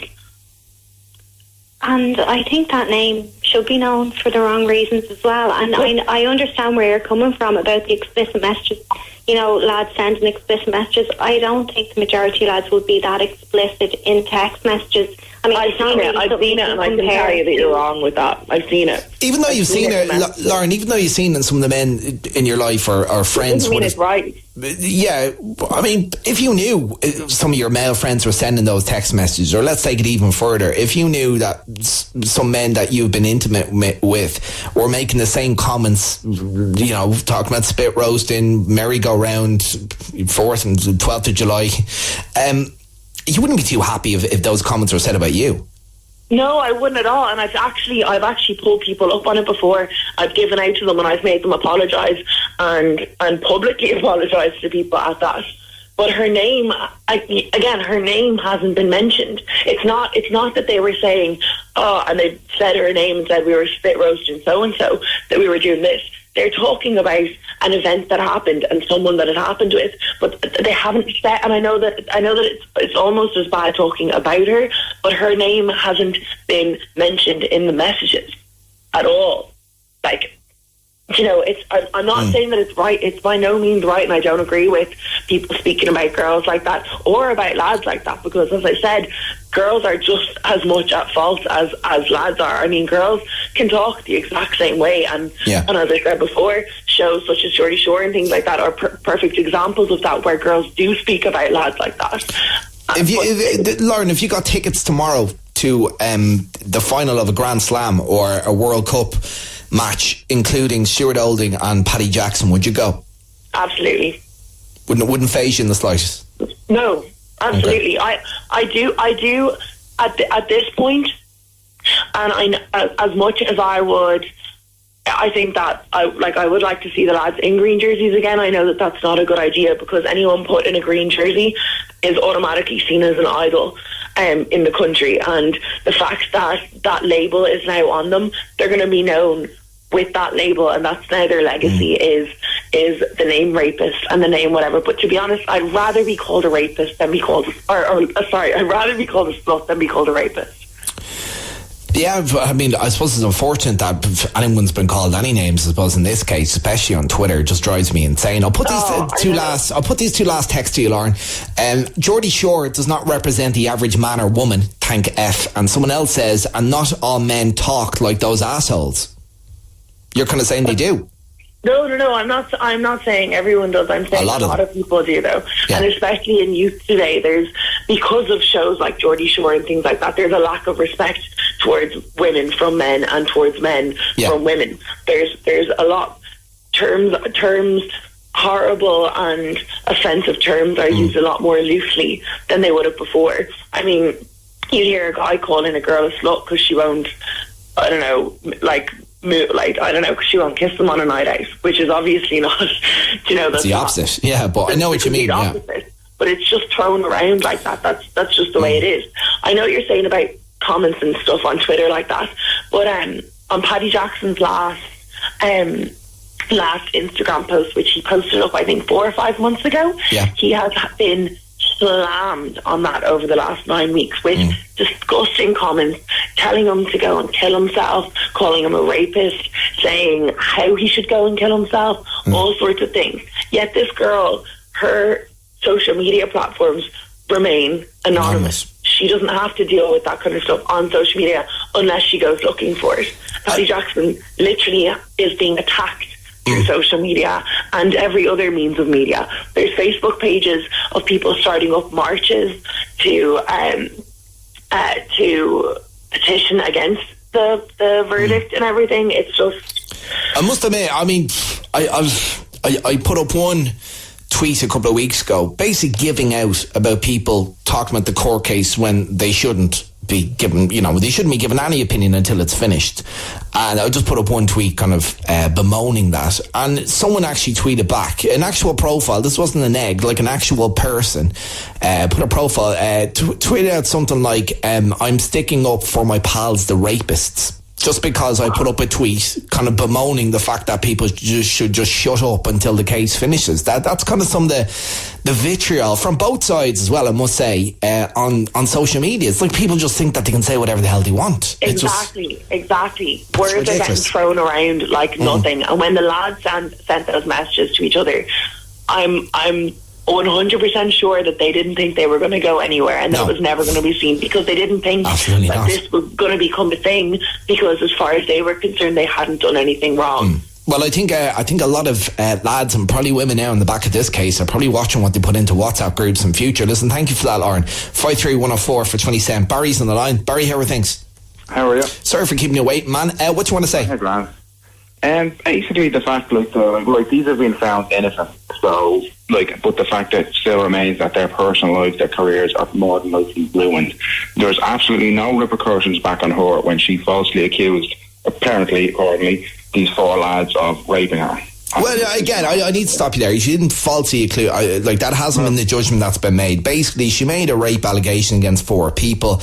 Those 4 people have been found not guilty. It still doesn't amount to making a false rape allegation or lying, though, to be fair.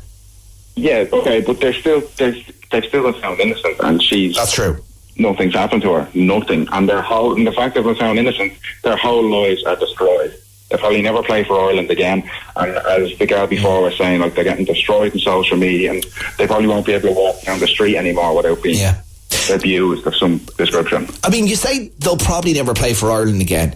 I suppose in theory, given the fact, as you quite rightly say, they've been found not guilty, I suppose in theory they should be able to play for Ireland again. There's no...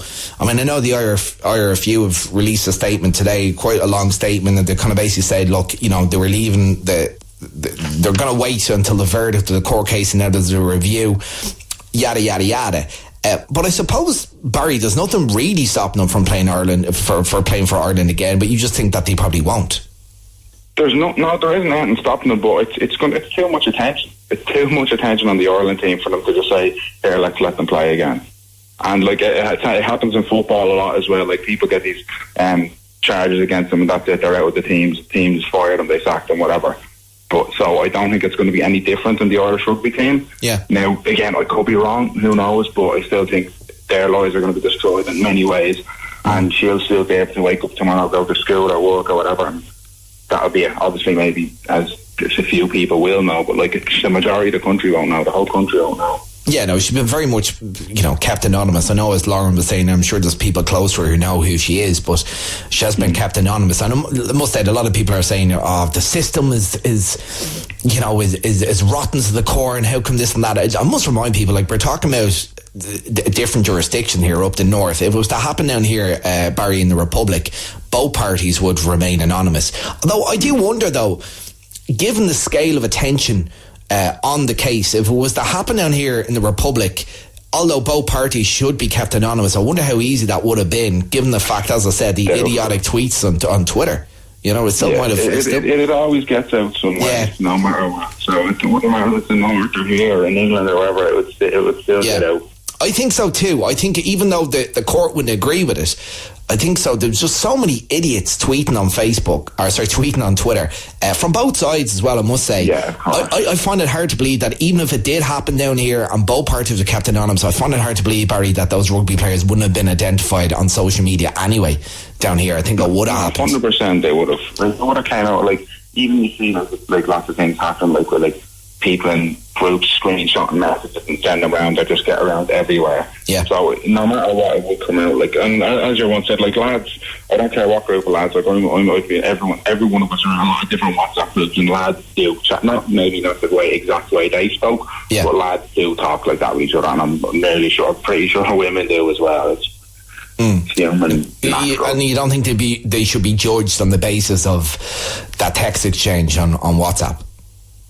Obviously, they could never foresee the fact that this was all going to be made public. Like, obviously, if they left her in the condition that the other lady said they did, obviously that's bang out of one. I don't agree with that. Yeah. But, like, in terms of the text they said amongst each other, then, like, that's just how people are.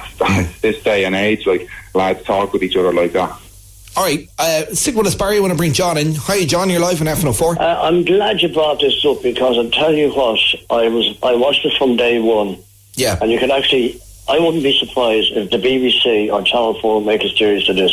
I agree, or I can see kind of a Netflix series in this or something. Now, we've been asked, John, for the past, 9 weeks or whatever it has been, when are we talking about it? We just simply couldn't until the verdict was released today. But the minute the verdict was released today, John, we're talking about it.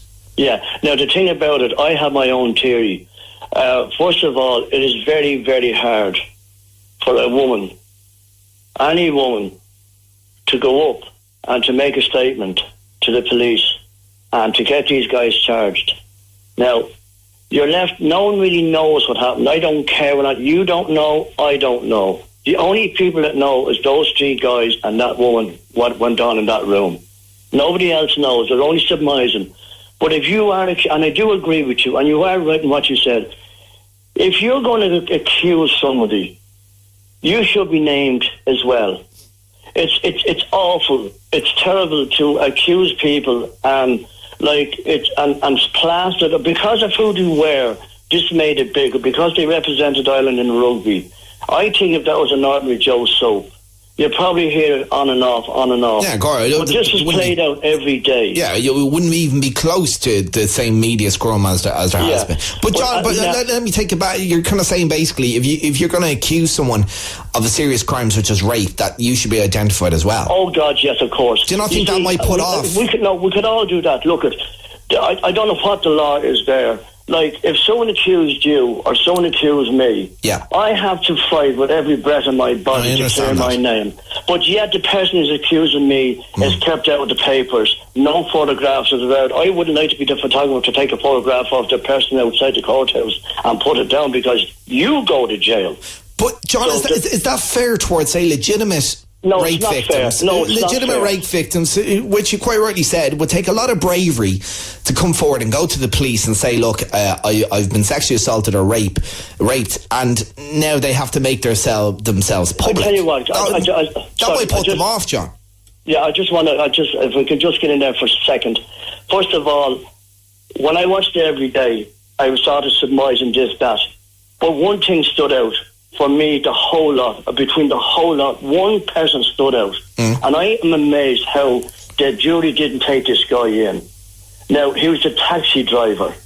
She got into a taxi, she was in bits. Yeah. She didn't even know this taxi driver. This guy could have been just passing by and she flagged the taxi down. Now, the taxi driver stood up in court. I'm not saying his word wasn't taken. But when you've got three people and you've got a girl or whatever, and who's going to accuse, and you've got three people, you're going up against three people. It is very, very hard. It doesn't matter whether it's a defence lawyer or a prosecution lawyer. Okay, but what's your point with the taxi driver? Right, what's your point with the taxi driver, John? Now, the point with the taxi driver, didn't even know this woman, and said when she got into the car, she was in turmoil. She was crying, she was in bits. That was stated in court, that was stated in court. Now, for me, if of all the other people, for me, if I was a prosecutor, I would have absolutely gunned him. I would have taken his word, because he didn't even know this woman. He had no commitments with this woman. Her friends were going in, or other people were standing up and all that. Oh, well, I was there. This was a stranger. No, I get that, John. If you're a taxi driver, you learn to know the ropes. If you take someone home, you learn to know what sort of, if they're pissed drunk and whatever. That's true. No, John, let me stop you. No, that is true. But listen, that was, you're kind of making out that wasn't read out in court. That was read out in court. This guy stood up and gave his testimony to that. And the jury, who sat for nearly 9 weeks every single day on weekends, and who took in hours upon hours of evidence, not you or I judging from the outside, they obviously chose to find these men not guilty. I mean, as well, it must be stated as well, like, just because a taxi driver saw this woman in distress does not prove that she was raped. No, of course he wasn't there, the same way me and you were. But the thing about it is this: if you're going to get 3 people who represent Ireland, and I'm not being smart, I don't know, you don't know, millions of people, thousands and thousands of people who listen to this show tonight, they don't know either. I don't care what you read in the papers. Yeah. It's all submit. At the end of the day, I had a feeling in the back of my bones that these guys were going to walk. Okay. But the simple reason, like, I can't understand, like, they are destroyed. I mean, mud sticks. Yeah. Now, they walked out there today, free men. They're not free. They might be free from jail. But there's a lot of people out there who think different. Their careers are finished. They won't play for Ireland again, because every time they go onto that pitch, people will stand there with their children, with their daughters, and say, "Oh, they're the street guys. They were supposed to have raped a woman." Do you honestly think that the rugby crowd are going to tolerate that? No, they're not. All right, stick with us, John. I want to bring Katrina in. It's a fair point John's making in regards to the decision that the IRFU had to take here. It's a bit of a headache for them when you think about it, because in theory there's no real reason why they shouldn't play for Ireland again, given the fact that these 2 lads, Stuart Olding and Paddy Jackson, have been found not guilty. But as John kind of says, for people who either don't accept that verdict or just think that the pure content of the WhatsApp messages were disgusting, derogatory, misogynistic and the likes, they might not want to support a team with Paddy Jackson and Stuart Olding in it, and that's the last thing the IRFU want. So John's probably right. It does kind of give the powers that be, when it comes to Irish rugby, a massive headache when you think about it. Katrina, how are things, Katrina? Hello, hi Keith. Good, sorry for keeping you waiting. You heard John there. He thinks the lads will never play for Ireland again. What do you think? Do you think that they'll play for Ireland again, and should they play for Ireland again? No, they'll never play for Ireland again. They possibly wouldn't have anyway. I mean, I think their day has come and gone in terms of international rugby. Why do you think so, Katrina? Because again, as I said, there's no... I think you just have to look at the squad of players coming off, and Paddy Jackson hasn't played for Ireland since 2016. Yeah, but it should be noted that, I mean, this whole investigation goes back to June 2016. Now, I'm not saying that, it is directly the reason he hasn't played, but it wouldn't have helped. I mean, I know what you're saying, Katrina, like rugby-wise, and I hold my hands up, I'd be more of a football man, but Paddy Jackson... I know that. Yeah, Paddy Jackson is quite a good kicker. If Johnny Sexton gets injured, Conor Murray can't step in or whatever, maybe Paddy Jackson's next on the list.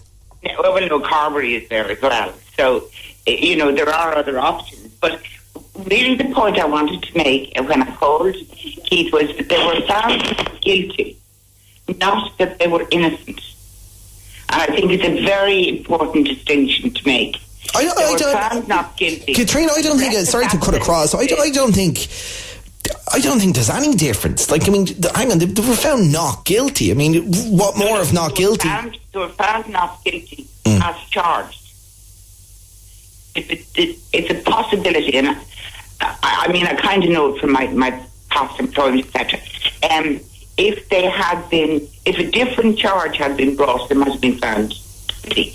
So, and in any trial where you are found not guilty, it does not confer innocence. Then Katrina, why says you're not guilty?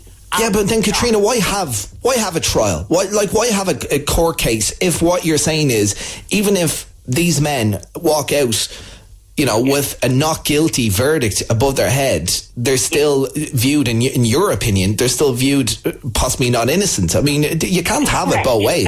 Well, that is legal position, Keith. I'm not saying it would be my opinion, personal opinion, but it is the legal position that you are found innocent, not guilty as charged, and that's all it is. And if a different charge had been brought.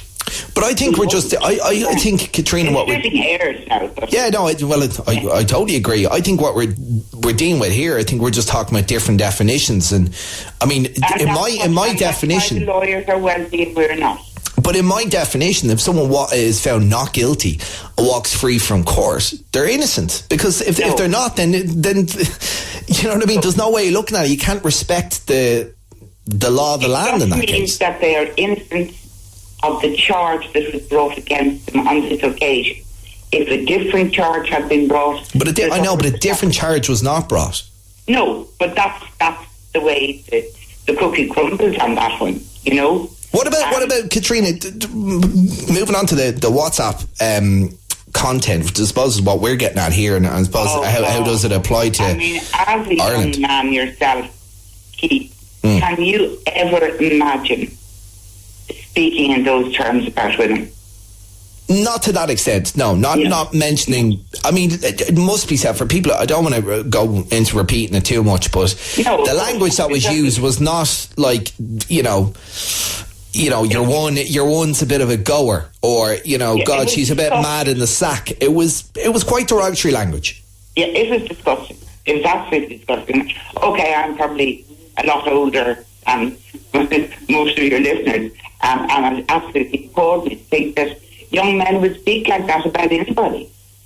Well, we had Lauren on earlier on, who, says that she knows. Like, Lauren sounds very much the same age as the lads we're talking, and she says that that's how lads speak these days. Not all of them, but quite a lot of them. That absolutely appalls me and terrifies me, and I would hate to think that that's true, to be honest. All right, I want to bring Milo in, finally. Thanks for that, Katrina. 53104 for 20 cent. Milo. Hi. How are things? You're live on FM104. What do you want to say? Hi. I have been listening to your radio many times and I didn't make a call, but tonight I'm a little bit irritated of the subject you're talking. Okay, why are you irritated? Yeah. Well, because, look, first of all, this girl maybe was not really in the clear mind, obviously maybe drunk or maybe under some drugs and everything. But these guys, they abuse her so badly. No matter they play not guilty or the judge let them go. This is, I think it's absolutely against humanity and against, respect to the woman from these two guys, or three even, or four. But Milo, do you not think... hang on. I mean, you weren't in court. I wasn't in court. I mean, the jury listened to 9 weeks, like 9 weeks every single day on weekends and the likes. 9 weeks of evidence. They were in a much better... They were able to look at the people being accused. They were able to look at the accused. They were able to pick up on body language. They saw so much more than we did, and we're only getting stuff from Twitter and from media. They judged that they were found not guilty. So why do you think that you have some sort of inside knowledge that they didn't? No, look at, but imagine the situation like this. If, let's say, somebody decides to suicide, and these guys who they're helping to do the suicide, are they guilty or no? And then she did. Of course, maybe she was not conscious actually what she's doing. These guys are with huge reputation. They can have a girlfriend, they can have a regular life, but to go, like two guys, even the third one, to have something with this girl who is not even in clear mind in the situation at that moment. Well, no matter was she calling them, she was asking for that. I think it's against. Well, I mean, what we know, what came out of the case, Milo. Like you're saying that the girl had drink on board, which she admitted herself, but so did the guys. The guys also had, one of them as well, it's escaping me which guy, I don't think it was Paddy Jackson, but one of the guys had quite a lot of drink on him as well. Why doesn't that excuse their actions? Well, it doesn't excuse. At least one, it was with clear mind. At least he can stop or he can ask. Look, I've been dating girls. I've been with many or all of these things. But to go 2 or 3 guys with huge reputation and to go on the young innocent girl, I don't really think it's clear for their moral and for the and then to play for the nation. I don't think so. It's really fair enough. But so you're you're kind of looking into the fact that there was 2 or 3 people involved in the sex act. But Milo, I'm not saying it happens. I'm not saying it happens every week. That threesomes are left, right, and centre. But like Milo, it is possible for 2, 3, 4, 5 people to have consensual sex. Just because there's a couple of lads involved and one girl doesn't necessarily mean it's rape. And in this case, it doesn't mean it's rape because they were found not guilty. Well, it could be kind of rape because actually she was not conscious what she was doing. But she was conscious. She wasn't unconscious. Abusing the situation. In your opinion, but it's not the opinion of the jury, and there was nothing that ever came out in court that she was unconscious at the time. I think the only thing that you're pointing at, Milo, is that she might have had a couple of drinks on her. But the same can be said for the guys in the situation as well. I mean, what I'm surprised, I know John brought it up there a little bit earlier on about the taxi driver.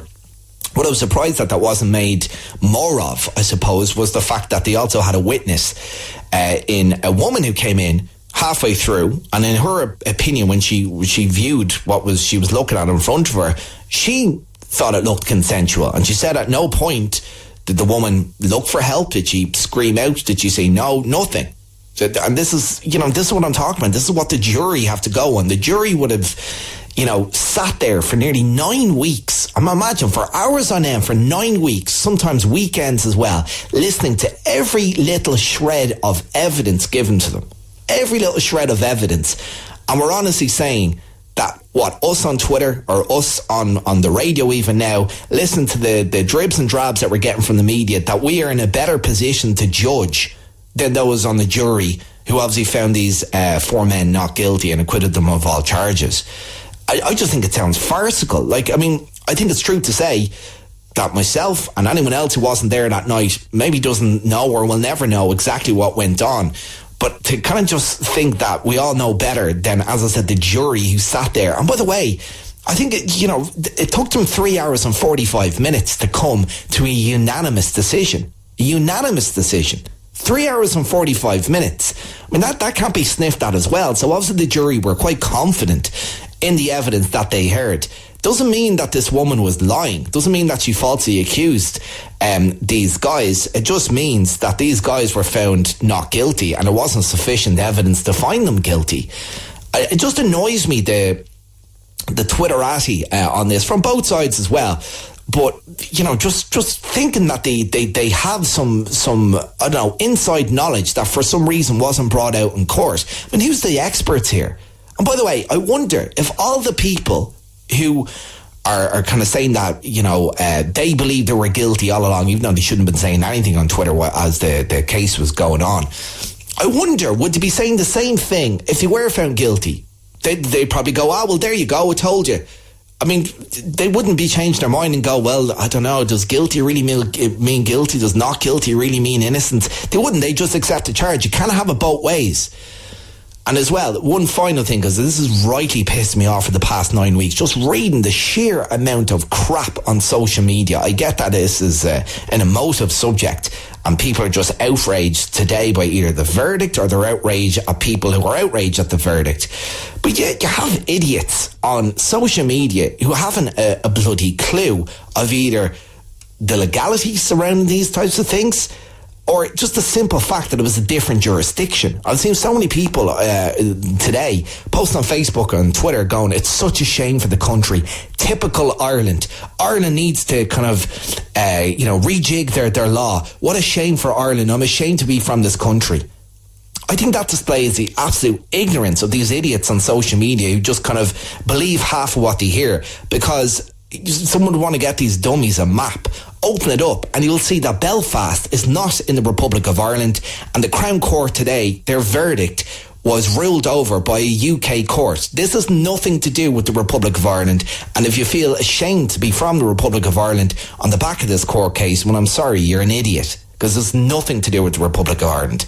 And I'm just sick of the ignorant comments that have been on Twitter basically since this court case started. And as I said, from both sides as well, a lot of choice words used to describe this woman in court as well on social media, which shouldn't be accepted as well. And if anything, it's just compounding the reputation of some lads that are coming out of this. As we heard from a couple of people earlier on, they just thought that the words and the language used around this was just completely, by the lads, was just completely unacceptable.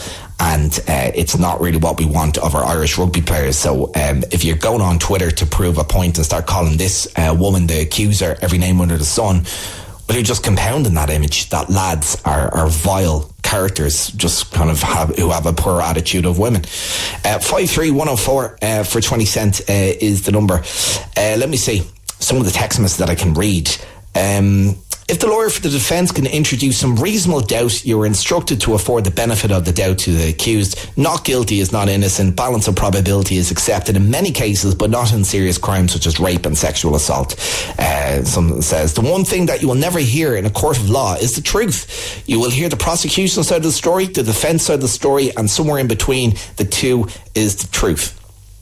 It's possible. Yeah, that's possible, but I suppose suggests another sort of system that we can go on, I suppose. It's the only one, that's been around for probably hundreds of years at this stage. Does it need a bit of a rejig? Maybe it does, but I would say we're all open to suggestions. I mean, to think that maybe a woman who is accusing someone of rape has to stand up in court and have her underwear displayed to the jury and the rest of the courtroom is humiliating.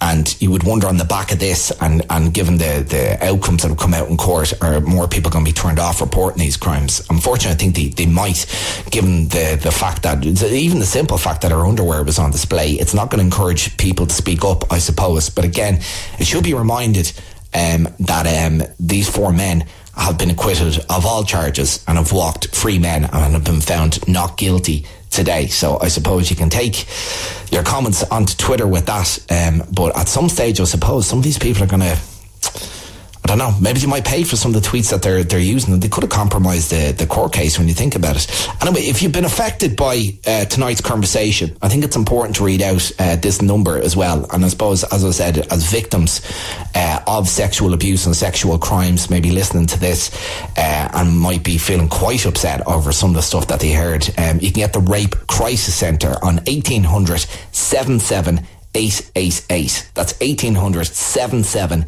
888. Quick break. FM 104's Block Party Mix.